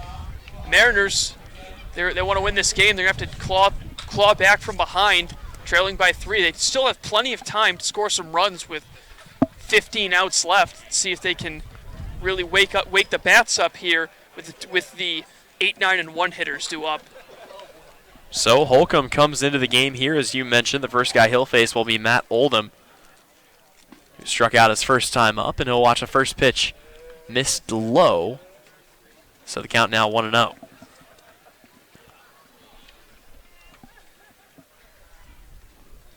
Holcomb comes set, delivers, and that one will be in there. A fastball in the outer half for strike 1. As I said, Holcomb, a native Cape Cod guy. Here comes another fastball. That'll miss low and away. The count now 2-1. It's almost like Barry Larkin, big-time Cincinnati native, played his entire career with the Reds, so must be special playing in front of his hometown. Certainly, as this one is fouled away. The count even at 2-2. Yeah, always good to find a place where you can grow up around this much baseball, and I'm sure that part of his inspiration to do what he's been able to accomplish. Now an opportunity, as you mentioned, to play just down the road from where he grew up. Probably watched plenty of Kettleer squads in the past. Play right here at this very park. Comes the big sweeping curveball, but that will be taken just out of play by Matt Oldham. Yeah, only 72 miles an hour, so he really tones down the velocity on that curveball. It can really be tough to pick up, especially for left-handed hitters. Can be tough on the hitters, but also a good tool to have, hard to catch up to. As you mentioned, with that much variance in what you're throwing. Holcomb ready to deal here. The 2-2 on its way. Big sigh from the lefty. Here's the pitch. And that'll be in there for strike 3. Once again, down on strikes looking is Matt Oldham. Yeah, they got to get the bat off that shoulder with the home plate umpire really favoring the outside corner. You got to recognize that as a hitter and start to swing the bat on those close pitches on that outside corner. So that will bring up Joe Lamuccio for a second time today. He grounded out to second his first time up. And the righty will dig in to face off for the first time against Holcomb. First pitch, fastball in there for strike 1 right down Main Street.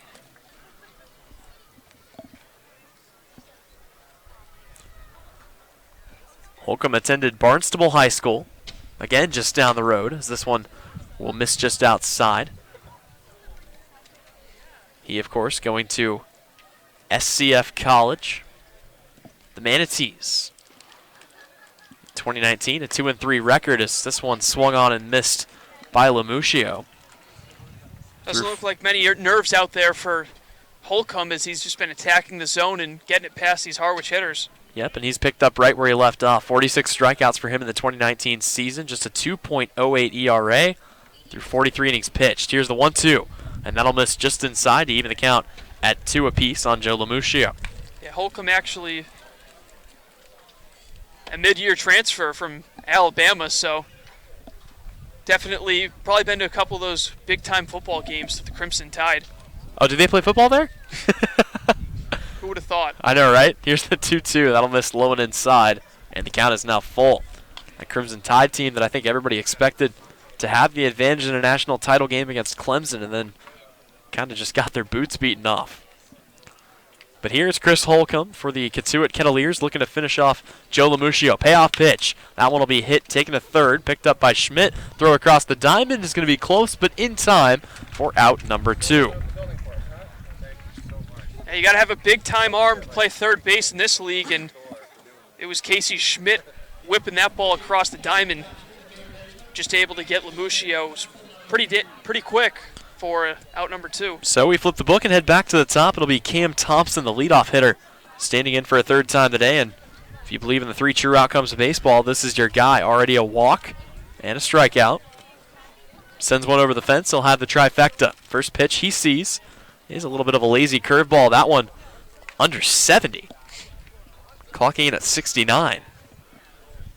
So taking an awful lot off of that curveball, and it cuts into the zone there. Cam Thompson a little bit fooled there. He'll watch the 0-1 pitch coming in. Same one, and he'll take this one right at second base. Picked up by Gonzalez. Throw to first in time, and another 3-up, 3-down inning for the Mariners. We head now to the home half of the 5th. Cotuit still leading it by 3. They're up 5-2. You're listening to Harwich Baseball on the Mariners Radio Network.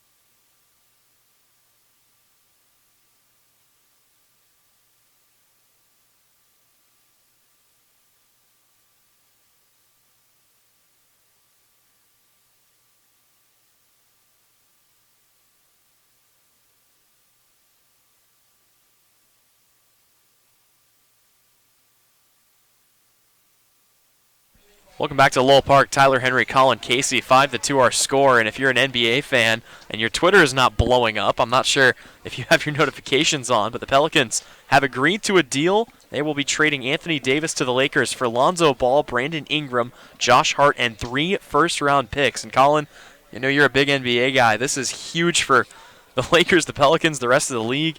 This will be a very interesting 2020 NBA season coming up. And I'm going to go out on a limb and say the Pelicans won that trade. I agree. I mean, you look at the fact that they're going to get all of those young stars, and in addition to that, they won the sweepstakes to go ahead and get the number 1 overall pick.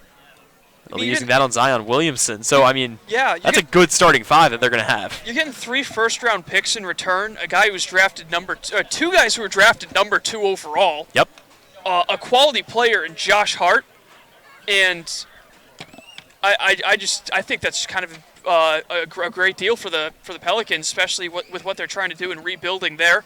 And if you're a Celtics fan, I wouldn't feel too upset because I don't think you can really afford to, at this point, risk trading your future when you're probably about to lose your franchise point guard at free agency. Fair enough. So back to Cape League Baseball we go, but had to give you that brief update from the NBA. Twitter sphere, of course, the Woj bomb dropping big time today. Coming up, it'll be Nick Gonzalez, Mason Dodd, and Araj Anu. And they will be facing off against Blake Espinal, who's still in the game for the Mariners. His first pitch is a fastball just in on the inside edge. Good velocity on that, 93. Must have popped some Skittles in between innings. It looked good when he first came in, getting Hill looking, straining that runner on first. Espinal will work out of the stretch despite nobody being on base. Another one of those guys that is typically a reliever, and he'll come back with a fastball this time at 89. And that'll catch the bottom part of the zone. The count now 0-2. It's a 3-pitch strikeout to Cam Hill. Maybe another one here in order. as Nick Gonzalez digs in, but the ever-dangerous Nick Gonzalez, one of the better hitters on this team. He's 0 for 2 today, but both of those could have been very big hits as Espinal comes inside, and they're going to say it just catches the inner edge. Another 3-pitch strikeout for Blake Espinal. Yeah, I mean, that pitch did look inside. It might have had some late two-seam movement coming back over the inside, low and inside corner. Regardless, Gonzalez goes down looking, and so another good start to the inning for Mariners pitching. That's how last inning started, but then there was a 2-out rally that resulted in the insurance runs for Cotuit. Espinal has only thrown 6 pitches, all for strikes, 2 strikeouts so far, and here he comes inside and just about gets Mason Dodd. And Dodd's trying to contest that it hit him. The umpire having a conversation with him right now. He thinks it may have gone off the bat. Yeah, he was signaling a foul ball, so. Yeah, I mean, you can see Dodd kind of looking at the bat, and he's like, it didn't hit the bat. I may agree. I mean, I didn't hear it hit the bat. It was awfully close, but either way, it's going to be a strike. Anything, honestly. So it's going to be a strike 0-1 here. Espinal's next pitch will be swung on. That one will go right under the bat of Mason Dodd. And Espinal continuing to cruise. You can see Dodd still a little bit frustrated by the call. And that may be leading to a more aggressive plate appearance here. As the big lefty digs in. He is 0 for 1 today. Reached on a fielder's choice and scored back in the first. Struck out back in the third. And he'll watch the first ball of the day thrown by Blake Espinal down in the dirt. Count even at 1-2.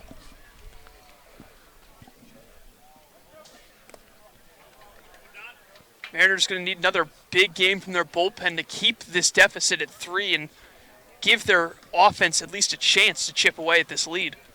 Espinal sets, kicks, and delivers the 1-2. That'll bounce off home plate. And the count even at 2-2. Mason Dodd, the big intimidating left-handed hitter out of Augusta, Georgia. Talked about it already, from a small college, Lander University, in the Peach League. No big summer action for him. This is a big opportunity to play in the Cape Cod League, and he'll watch the 2-2 pitch. That one very close. A fastball right around the knees, but they're going to say it dropped a little bit too low, and the count has been worked full here by Mason Dodd. Here's a big payoff pitch. See if he can work through the start of the heart of the order. Here it comes, and that'll be fouled away. We'll do it again. As Blake Espinal still trying to finish off Mason Dodd and keep his sheet clean. You can hear the rumblings of that Anthony Davis trade throughout the crowd. Yeah, a lot of people talking NBA a couple days after the NBA season ended. So, with a 3-2 count, Espinal comes set once again. Here's the payoff pitch. And that'll be down low and away. That'll miss. And he puts Mason Dodd on first base. A walk here will bring up Araj Anu.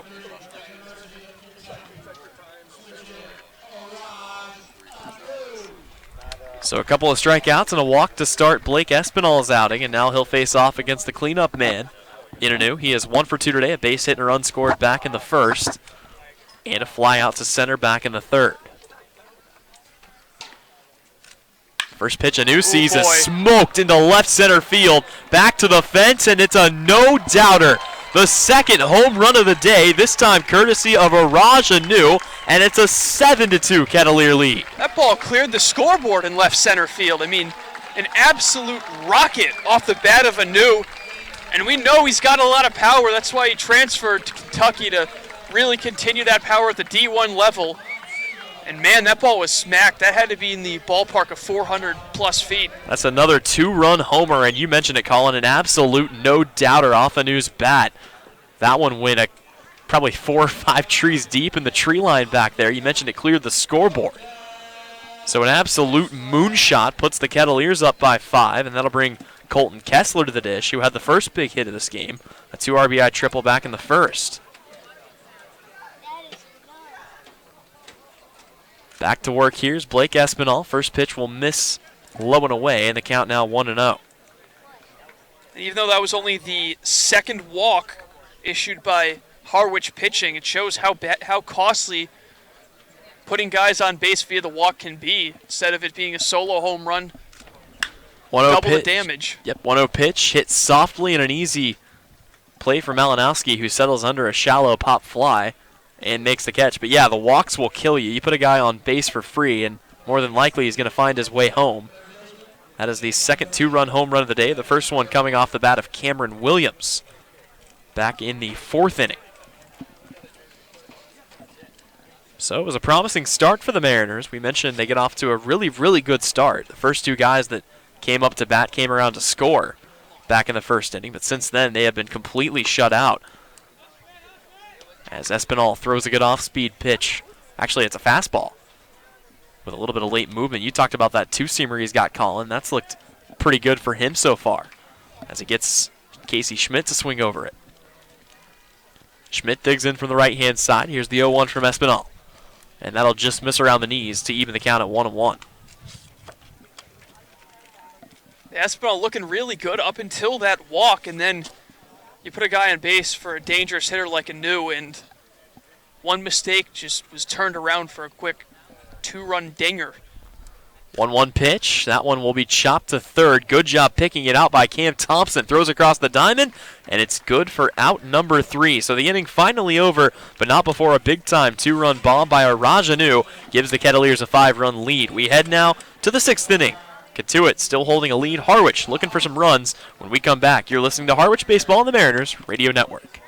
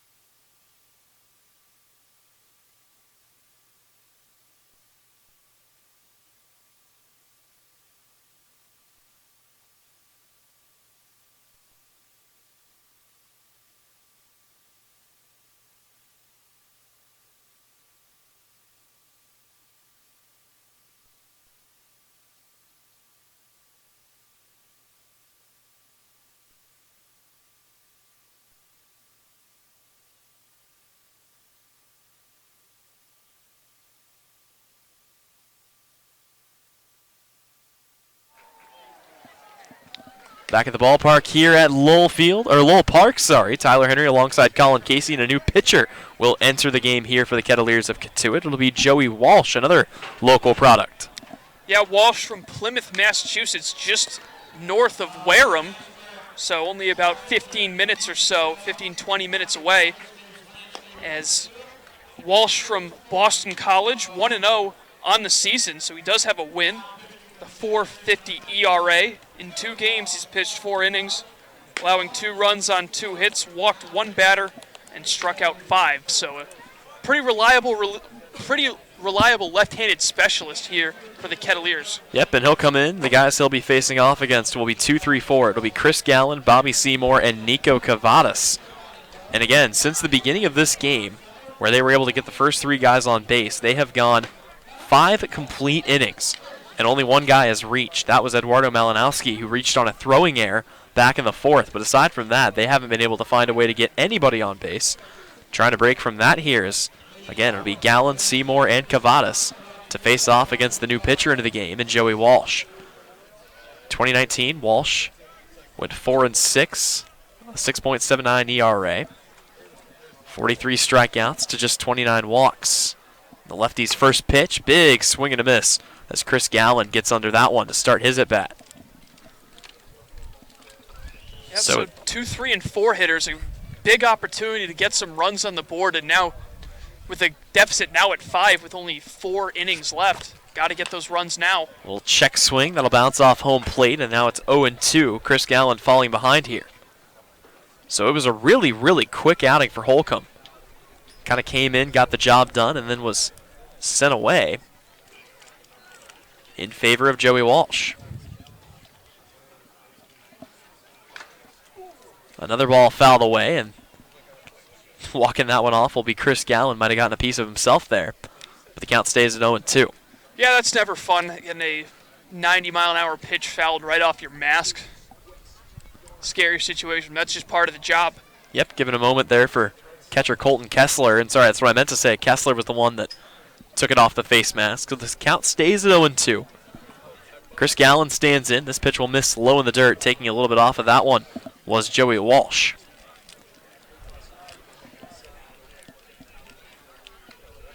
Walsh's numbers, not really considerable improvement from 2018 at Boston College. Pretty much the same in terms of ERA. Plenty more strikeouts, but more walks as well. This one hit right to third, picked up by Schmidt, throw across the diamond. Once again, it's dug out and it gets through. So that's going to turn an opportunity for Gallen to go to second, and he's going to be in sliding. So it's usually been pretty good defense over there by Schmidt, but he had to rush the throw. So with nobody out, a runner on second here for the Mariners.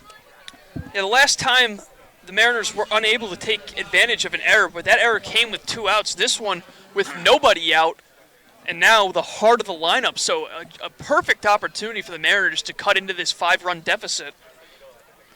You're going to rule that as an E5, the second error of the day against the Kettleers, and now Bobby Seymour coming up to the dish. He had the RBI single that scored Cam Thompson back in the first as the Mariners look for their 3rd run of the day. So now the runner in scoring position for Seymour.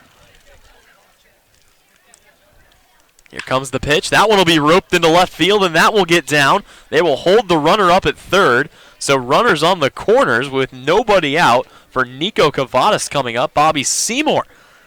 He had the last hit that the Mariners had back in the first inning. Now he's got the first hit that they've had since then here in the 6th. Yeah, he's been doing a phenomenal job taking the ball the other way. Both hits to left field, and that's something that the Mariners really need to do a good job of and haven't so far. With the outside strike being called throughout this game, you got to be able to hit the ball the other way, especially if you're a left-handed hitter, and that's exactly what Seymour's done. So we'll see if Cavadas can find similar success here against Walsh. Cavadas steps to the dish. It's been a tough start to his season. Starting things off just 1 of 11. But a guy with a lot of power swings through that pitch, a fastball for strike 1. Definitely a lot of potential. Just got to find a way to make the most of it, and a big opportunity here with runners at the corners. You get the feeling all will be forgiven for the previous at-bats if he can find a way to bring a run home here. 0-1 pitch. That's going to be taken into right field, and that'll score a run. They will hold the runner up at second as Bobby Seymour steps on the brakes, but the Mariners finally able to score another run here in the 6th, courtesy of an RBI single from Nico Cavadas. And that's all you need there is just a single here, a single there to really keep moving the line. That's the goal here for the middle of the lineup. And with Lansley up, all of a sudden the tying runs in the on-deck circle, and this deficit's not looking as insurmountable as it did at the beginning of the inning. Certainly not with nobody out and runners at first and second, as you mentioned. So Chris Lansley will have a big opportunity here. Colton Kessler, the catcher, comes out to have a word with his guy out there on the bump. Joey Walsh, since entering the game, let a guy get on second, courtesy of a throwing error, and then gave up back-to-back hits. 1 to Bobby Seymour, 1 to Nico Cavadas. Now a righty in the pen for the Kettleers, and here comes a mound visit. Coach Roberts heading out. Yep, wants to have a word with his guy, and again, we'll see whether or not he pulls him straight away. But you get the feeling there hasn't been another arm completely and totally ready to go in the bullpen, considering they just brought him in. At this point, you start to kind of wonder whether or not it was the right decision. Make the move. Yep, as they bring the guy in, but you question whether it was the right decision to pull Holcomb, who had a pretty good outing when he was out there, but they elect to go with a new guy, and just as soon as he came in, Joey Walsh will be pulled. We will step away. When we come back, we'll have an update on the new pitcher into the game. All that and more coming up right after this. You're listening to Mariners Baseball on the Harwich Radio Network.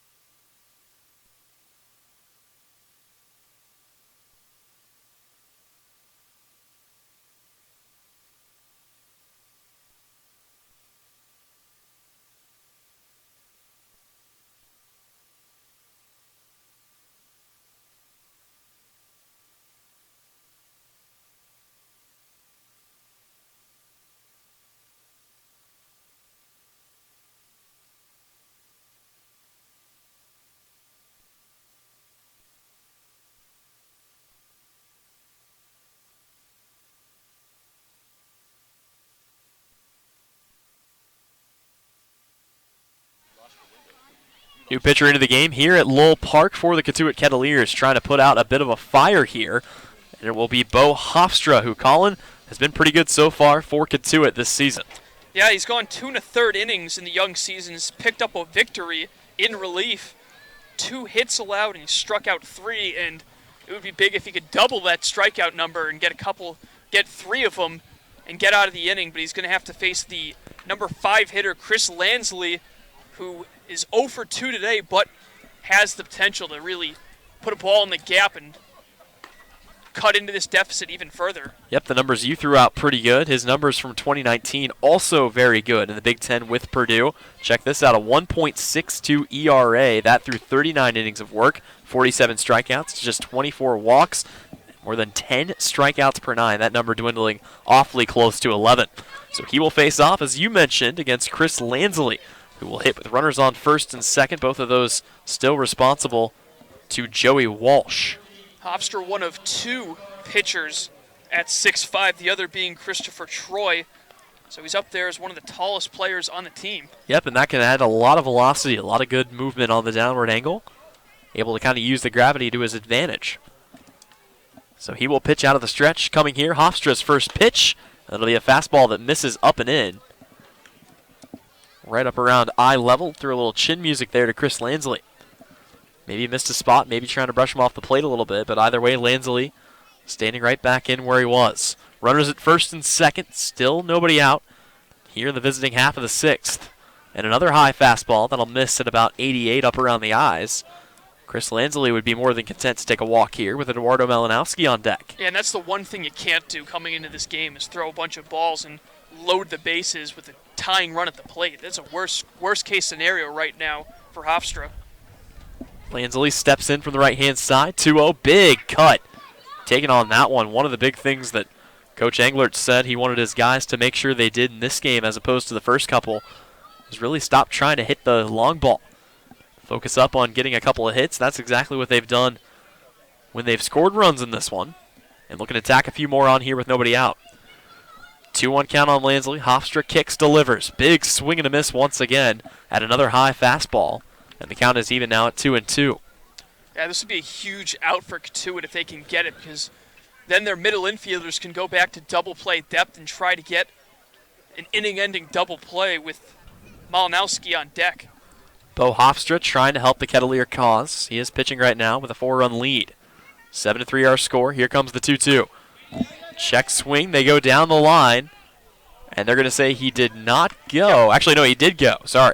No, he did not. I didn't think so. Again, we can't really see down the line. I heard the groans from behind me. Yeah, the crowd was looking for the call there, and I'm not really sure where the evidence was on that check swing. It looked like he barely offered at that one. I completely agreed. So it's a 3-2 count, full count here. Chris Lansley digging in, runners at first and second, nobody out.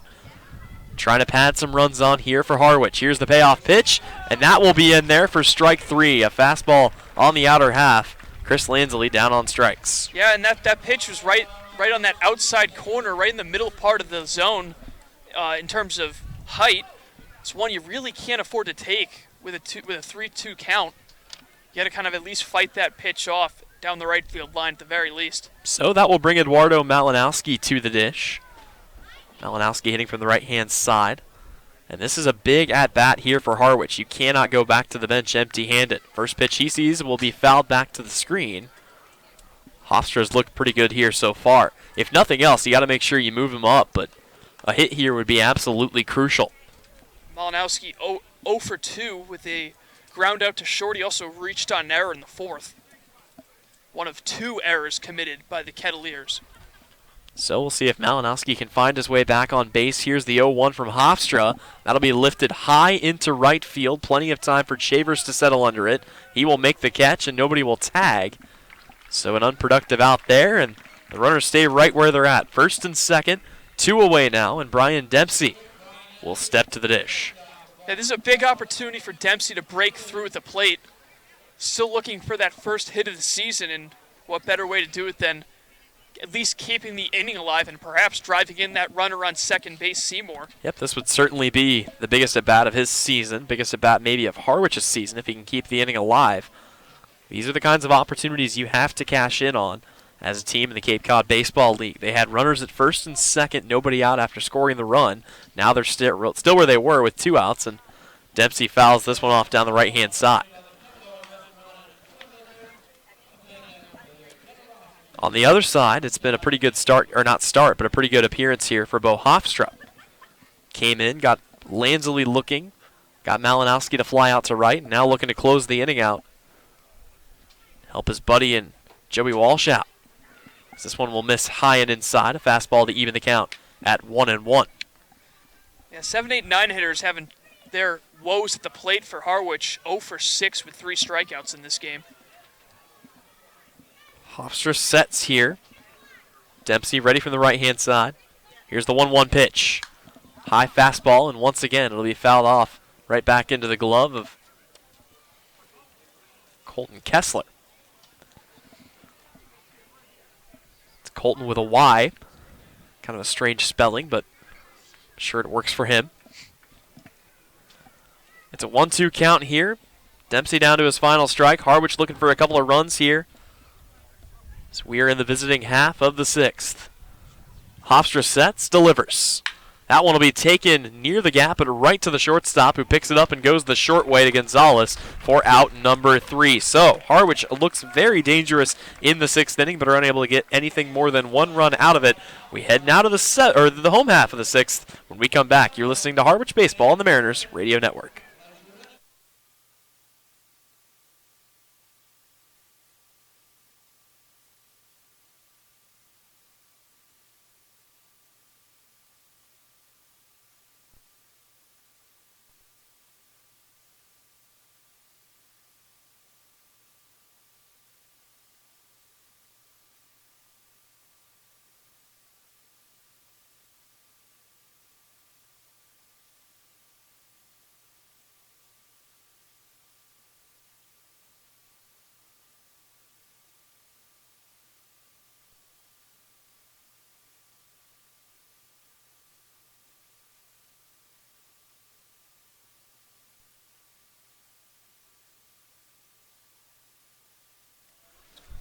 The sun is beginning to set here at Lowell Park, and we've got to get through the rest of this baseball game. Colin, you mentioned it. This is one of only 2 stadiums in the entire league, this in Brewster, that does not have lights. So still plenty of time left to play some baseball, but things will start getting awfully dark out there on the field as this one goes on. We head now to the home half of the 6th inning, and another inning for Blake Espinal, who's fared pretty well through his time out there on the bump today, with the exception, of course, of the 2-run home run for Oraj Anu.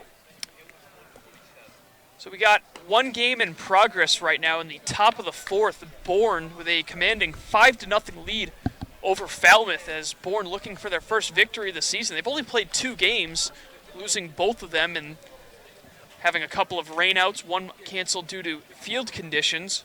So that game ongoing. The other 2 yet to start. Brewster at Orleans and YD at Chatham. Yep, and right now Brewster in a race with Hyannis to avoid being the last team without a win, assuming this Bourne score holds. The Bourne Braves would have an opportunity to jump Hyannis after they blew a 3-run lead late in their game today. So Blake Espinal back to work. He'll face off against Parker Chavers. He's already got 2 doubles today, and he'll watch a fastball in there for strike 1 to start the inning. He hit both doubles to opposite sides of the field. One just down the left field line, the other into the alley in right center. Chavers digs in. Espinal ready with the 0-1 pitch. That one will be swung on and fouled away softly. Back to the third base coach of Cotuit.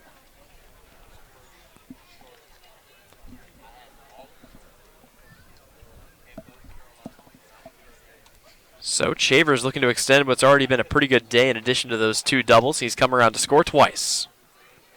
The 0-2 pitch from Espinal. That'll miss low and away. Not chasing there is Parker Chavers. And the league standings finally starting to take form a little bit here. It'll be even better after a doubleheader for the Mariners tomorrow, assuming weather holds out. Espinal the 1-2. And that'll be in there for strike 3. Got him looking. Parker Chavers heads back to the dugout empty-handed. Yeah, it's the first time they've kind of made Chavers look lost at the plate in this one. He's been in control of each at-bat. making some solid contact. This one just fooled by Espinal. Well, and if I'm not mistaken, that's the first time he's had a chance to face off against Blake Espinal. It is. As Espinal came in to close out the 4th inning, that was the same one where Cameron Williams went yard for a 2-run homer. Big swing and a miss here for Williams. Despite the hiccup in the 3 and 4 hitters for Espinal, he's looked pretty good. 3 strikeouts. He's retired everyone else outside of Dodd and Anu in that 2-batter stretch. Yep, another solid outing out of the pen here for the Mariners, but they still trail at 7-3 as this one will miss high. Took a little bit off of that pitch. The count now 1-1 here on Cameron Williams. Williams digs in from the right-handed batter's box. Here comes the 1-1, and that'll be softly chopped up to short. It's going to take a good throw at first to get him, and they will. So an excellent throw there by Dempsey. Able to get it to Cavadas at first. Yeah, I've been really impressed with Dempsey despite his struggles at BC defensively. He looks like a completely different fielder right now, making plays left and right from either shortstop or second. He played second in that Falmouth game and looked strong there. Now he's over at short, making the same plays he did in the opener. So with another good play, that'll put 2 away here and bring up the 9-hole hitter in Duke Ellis, who is 1 for 2 today, a base hit and a looking strikeout. They came back in the 2nd. First pitch to him is in there for strike 1. One thing about Espinal, certainly not afraid to go right at the strike zone. Still working out of the stretch as he has since coming into the game. Espinal set, steals the 0-1, and that'll be fouled away. So again, Blake Espinal getting ahead of the hitter here. One of the most important things you can do as a pitcher is take command of the at-bat, and that's exactly what Espinal has done when he's been successful. The reason why he struggled against Dodd and Anu is because, A, he walked Dodd falling behind, and Anu, he just gave him a fastball right down the middle. 0-2 to Ellis. That one will be swung on and hit sharply. A good little liner into left field, so Lansley will pick that one up. And once again here with 2 outs, a runner able to get on base here for Cotuit. Yeah, so now 6 of the 9 guys for Cotuit have reached base in this one, and it's just been a very impressive effort from the 7, 8, and 9 hitters in this one with 5 hits between those 3 players. That's now 5 for 9 in the game. Yep, so we head back to the top of the order here, and Cam Hill, one of the guys who had a hit back in the 2nd inning, was gunned out trying to take an extra base. Runner takes off and not able to get the ball out of the glove quickly enough as Matt Oldham. So that will allow Duke Ellis to move up into scoring position here with 2 away. Yeah, the pitch was in fact a strike. It looked like it caught the inside corner, but Oldham unable to handle the pitch. Will go in as a stolen base for Duke. It's the second time we've seen him just not quite able to bring the ball out of the glove quick enough and kind of falls behind him. Here's Espinal's 0-1 pitch. Big swing and a miss at a fastball down in the dirt. So a little late movement there on the 2-seam. Cam Hill's fallen behind here. He's already struck out once. He was the one that struck out in the first at-bat that Blake Espinal had. That one back in the 4th inning. Ended a pretty good inning for the Kettleers. And here he'll do it again. Strike 3 swinging. So 4 up, 3 down.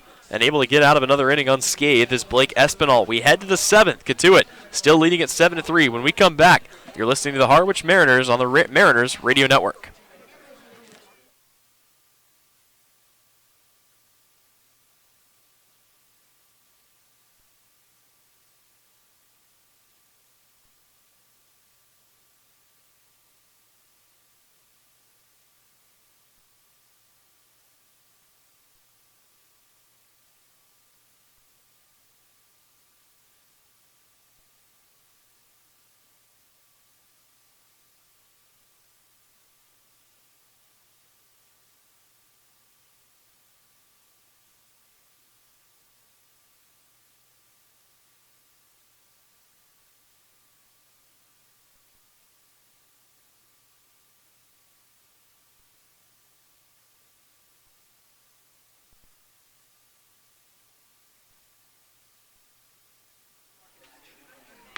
Back to baseball action at Lowell Park as we head to the 7th inning. Tyler Henry alongside Colin Casey.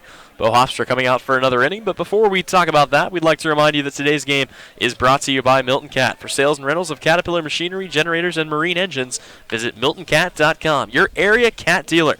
Milton Cat, a proud sponsor of today's game. So as we head to the top of inning number 7, it is still 7-3 Cotuit, as their offense, which has been averaging 7 runs on the season, has already hit that threshold, and we're just 2/3 of the way through regulation in this one. Yep, sun, as I mentioned before, not really setting yet, but starting to play its way down on the left side of us. Heck of a spot we have for the broadcast today, as we're basically right behind home plate. I mean, we've got the scouts literally a few feet to our left. 8, 9, and 1 hitters due up for Harwich, and they will face a very strong Bo Hofstra, who came in and retired each of the 3 batters he faced with 2 on and nobody out. And the first pitch from Hofstra is a tapper to the first base side, and an easy play there for Dodd, out number 1. Yep, so that's not helpful. And again, we see kind of the eagerness this time out of Matt Oldham. Willing to swing at one of the earlier pitches and playing right into Bo Hofstra's hands. So he's able to retire one quickly here to start the 7th. So now it'll be Joe Lamuccio. He's grounded out twice in this one, once to second and once to third. First pitch from Hofstra is a curveball at 81 miles an hour in the dirt for ball 1.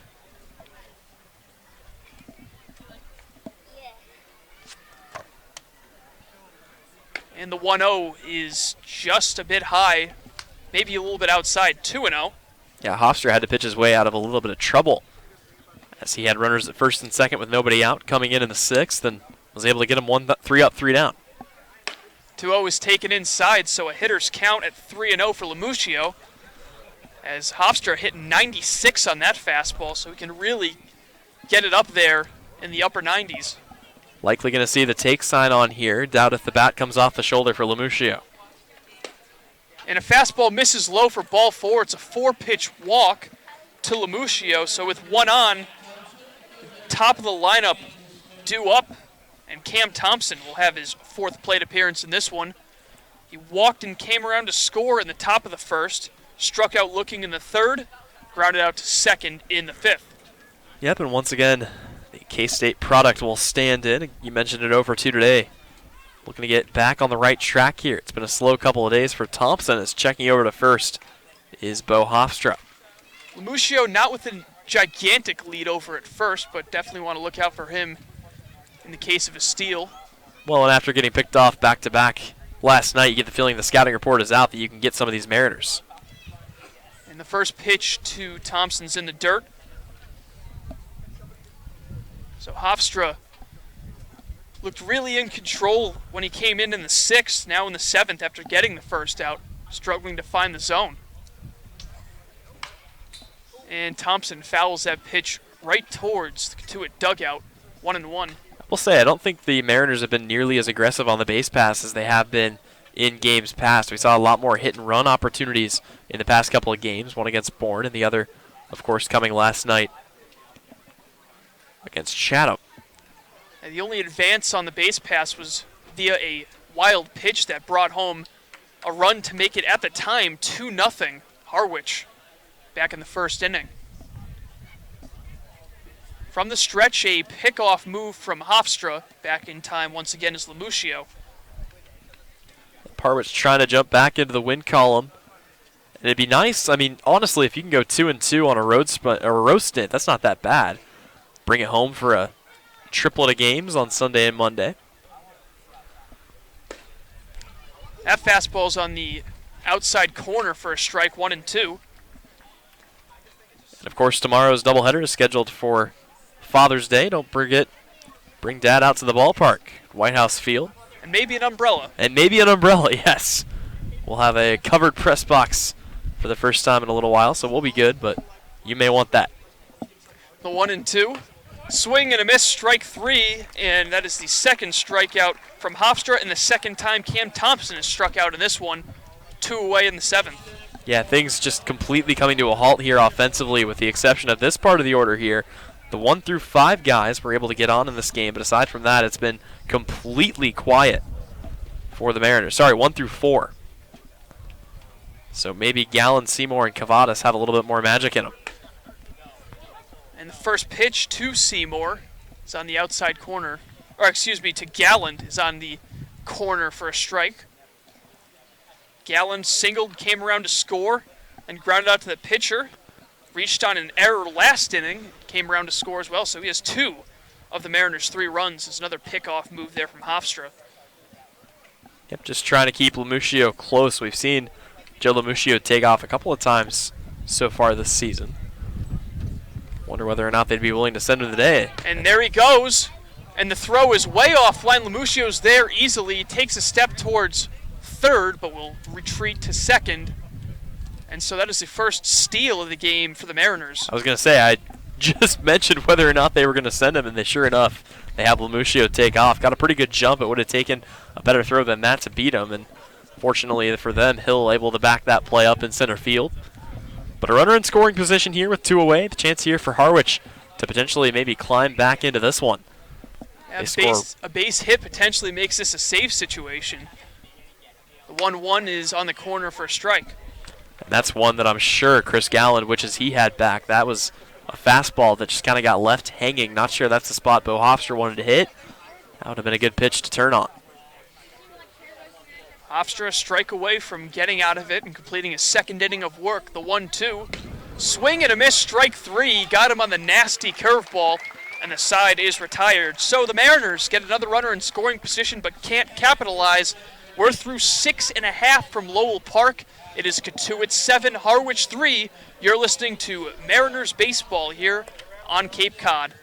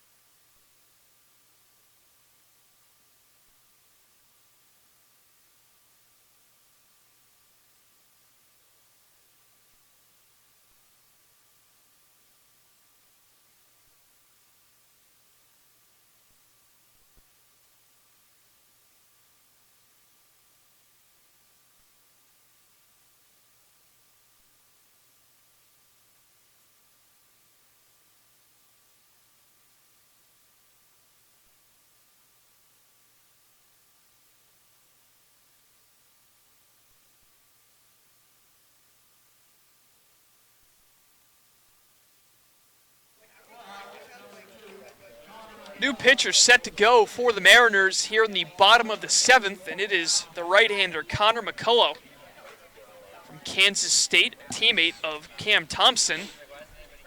He's a rising sophomore, so McCullough will get his first action with the Mariners here in 2019. Yeah, and his first action in quite some time. He spent a semester at Arkansas, and kind of a wasteful semester as it was the fall semester before transferring to Kansas State, so he was unable to pitch last season as he was transfer ineligible. So this is the first opportunity he's had to pitch in a live ball game in quite some time, and he was activated on the roster yesterday. A couple of guys let go for the Mariners, so an opportunity here for McCullough to show what he can do. He will be greeted by the 2, 3, and 4 hitters in this one, as it's Gonzalez, Dodd, and Anu. So 3 of the 7 runs coming from this part of the lineup, but Gonzalez 0 for 3 in this one. The line out to third in the first, as the first pitch he swings at is in the dirt for a swinging strike. He also flew out to right to lead off the third, and he struck out looking to lead off the 5th. The 0-1 from McCullough on the outside corner for strike 2, much to the chagrin of the Kettleers fans. Well, McCullough, more or less a 2-pitch pitcher. He's got the fastball, and then he can also come at you with a splitter. That's one of the more deadly pitches if you can figure it out. Curveball yanked down the left field line, foul. The count remains 0-2. And I think that might have actually been that patented splitter that he has. Just a lot of dropping action on that. That, or as you mentioned, it could be a slower curveball, but either way, a lot of good off speed here for him. And the difference in velocity on those two pitches is drastic. The 0-2 misses up and in, a late reaction by Gonzalez to get out of the way of that one. 93 on the gun, and it's 1-2. Well, we talked about it, the difference in speed, and he kind of just pulled that one a little bit, trying to really climb the ladder. Missed it up and in, and that's a dangerous spot to miss with a fastball like that. But going from 79 to 93, I mean, if you're not expecting the right pitch, and you're sitting dead red on one or the other, it's going to be a long night for you in the batter's box. The 1-2 is a front door curveball, misses just inside. Count even now at 2. Yeah, and that one coming in more around the 74-mile-an-hour range, but still a big difference. Pretty easy to spot coming out of the hand, but not very easy to hit. The 2-2. Fastball inside, 3-2. 7 runs, 9 hits, 2 errors committed by this Cotuit Kettleers team. As for the visitors, the Mariners with 3 runs on 4 hits, no errors. Mariners have left 5 men on base, and there's ball 4, so it's a leadoff walk as Gonzalez, who was down 0-2 in the count, is able to work it all the way back and reach base. Yep, just good patient hitting there out of Nick Gonzalez. He knew what pitches McCullough had and just kind of sat back, waited for one he liked, and never got one. He'll walk his way on the first base here to start the 7th.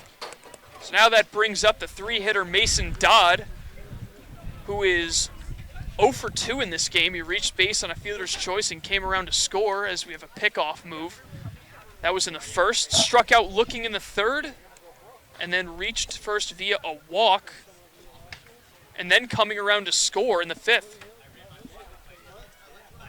So he scored twice in this game. And he makes some solid contact out towards left field, and that drops in for a base hit.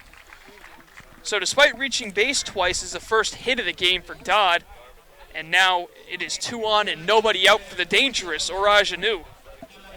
And with that, all but one of these guys in the lineup has found a way to reach base at one point or another in this game, the only exception being Casey Schmidt, who is 0-3, but everybody else has found their way on, and with the exception of Nick Gonzalez, everybody else has done it with at least one base hit today. So the switch-hitting power threat Anu digs in. First pitch he swings is a curveball that falls off the table for strike 1. A lot of dropping action on that pitch, and again, that's been one of the more dangerous pitches. Really good if you use it as a strikeout pitch, kind of like what you see out of guys like. Another curveball right on cue for strike 2. You're good. I was just going to say out of guys like Greg Holland, or at least the old Greg Holland, not so much the new one. But here he's got him 0-2. We'll see if he goes with a fastball to try to get a new. Don't want to leave one of those hanging, though. We already saw what happens if you do that. It was a 2-run home run back in the 5th. He throws another one, and he gets him for strike 3. So 3 strong curveballs there from McCullough, and he gets a huge out in Anu. First out of the bottom of the 7th. That'll bring up Colton Kessler, who started things off for this Cotuit squad with a 2 RBI triple back in the 1st. Since then, he's gone pretty quietly. A strikeout and a weak fly ball to 2nd. Kessler from the left side. First pitch almost gets him on the shoe tops for ball 1.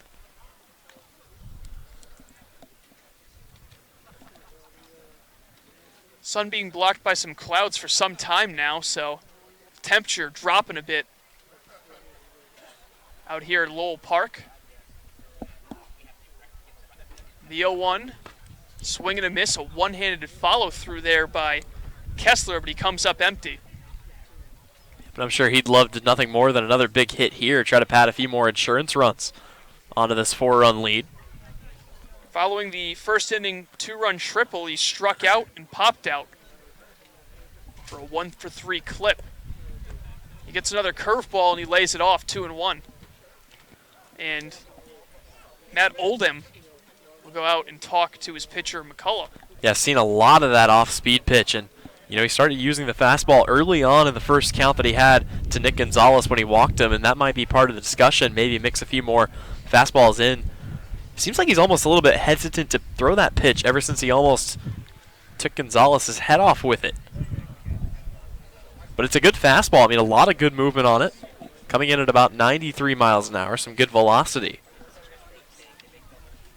can't shy away from it just because you miss once.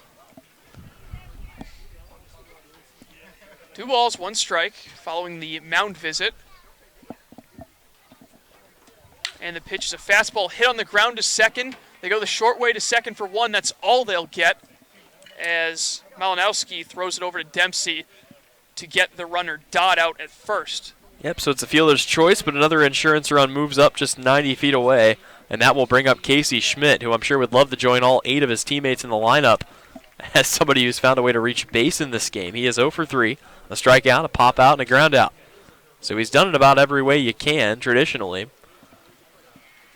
And now he'll look to put the ball in play here and find his way to first somehow. He's got a man in scoring position, Gonzalez, representing a big insurance run. First pitch he sees is popped up, straight up, coming behind the plate, in play, Oldham backing up, and the ball falls. It's a fair ball, and they get the out at first as he didn't run. And that retires the side. So a bad look there from Schmidt as he is out, and that will retire the side on a very weird play. So after 7 innings, McCullough able to get out of the jam, and it is 7-3 Cotuit. You're listening to Mariners Baseball here on YouTube Live.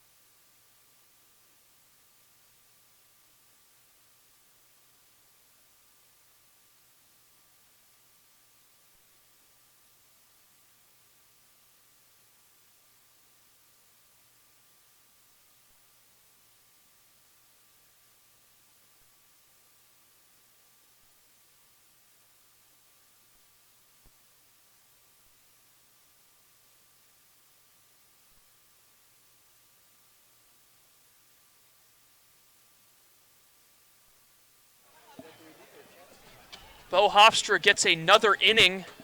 This will be his 3rd. To begin the top of the 8th, he will look to preserve this 4-run lead for Cotuit. 7-3 as the big righty looking to continue the success that the bullpen has found in this game. Yep, and it's another 10-hit game for the Cotuit Kettleers. Back up there in double digits in the hit column as there seemed to be a riddle that nobody's been able to solve so far this season, and somebody's going to have to figure it out or they're going to run away from the West. Obviously still very, very early. They have not suffered a loss yet, although actually they have suffered 1 loss. 2 ties last night in the Cape Cod Baseball League as Wareham, Hyannis, Falmouth, and Orleans all picked up their first draw of the year. So it'll be Bobby Seymour leading things off 3-4-5 due up. And the first pitch to Seymour, who's got 2 hits. It glances off of Hofstra's glove. A great hustle play. The throw, though, gets away.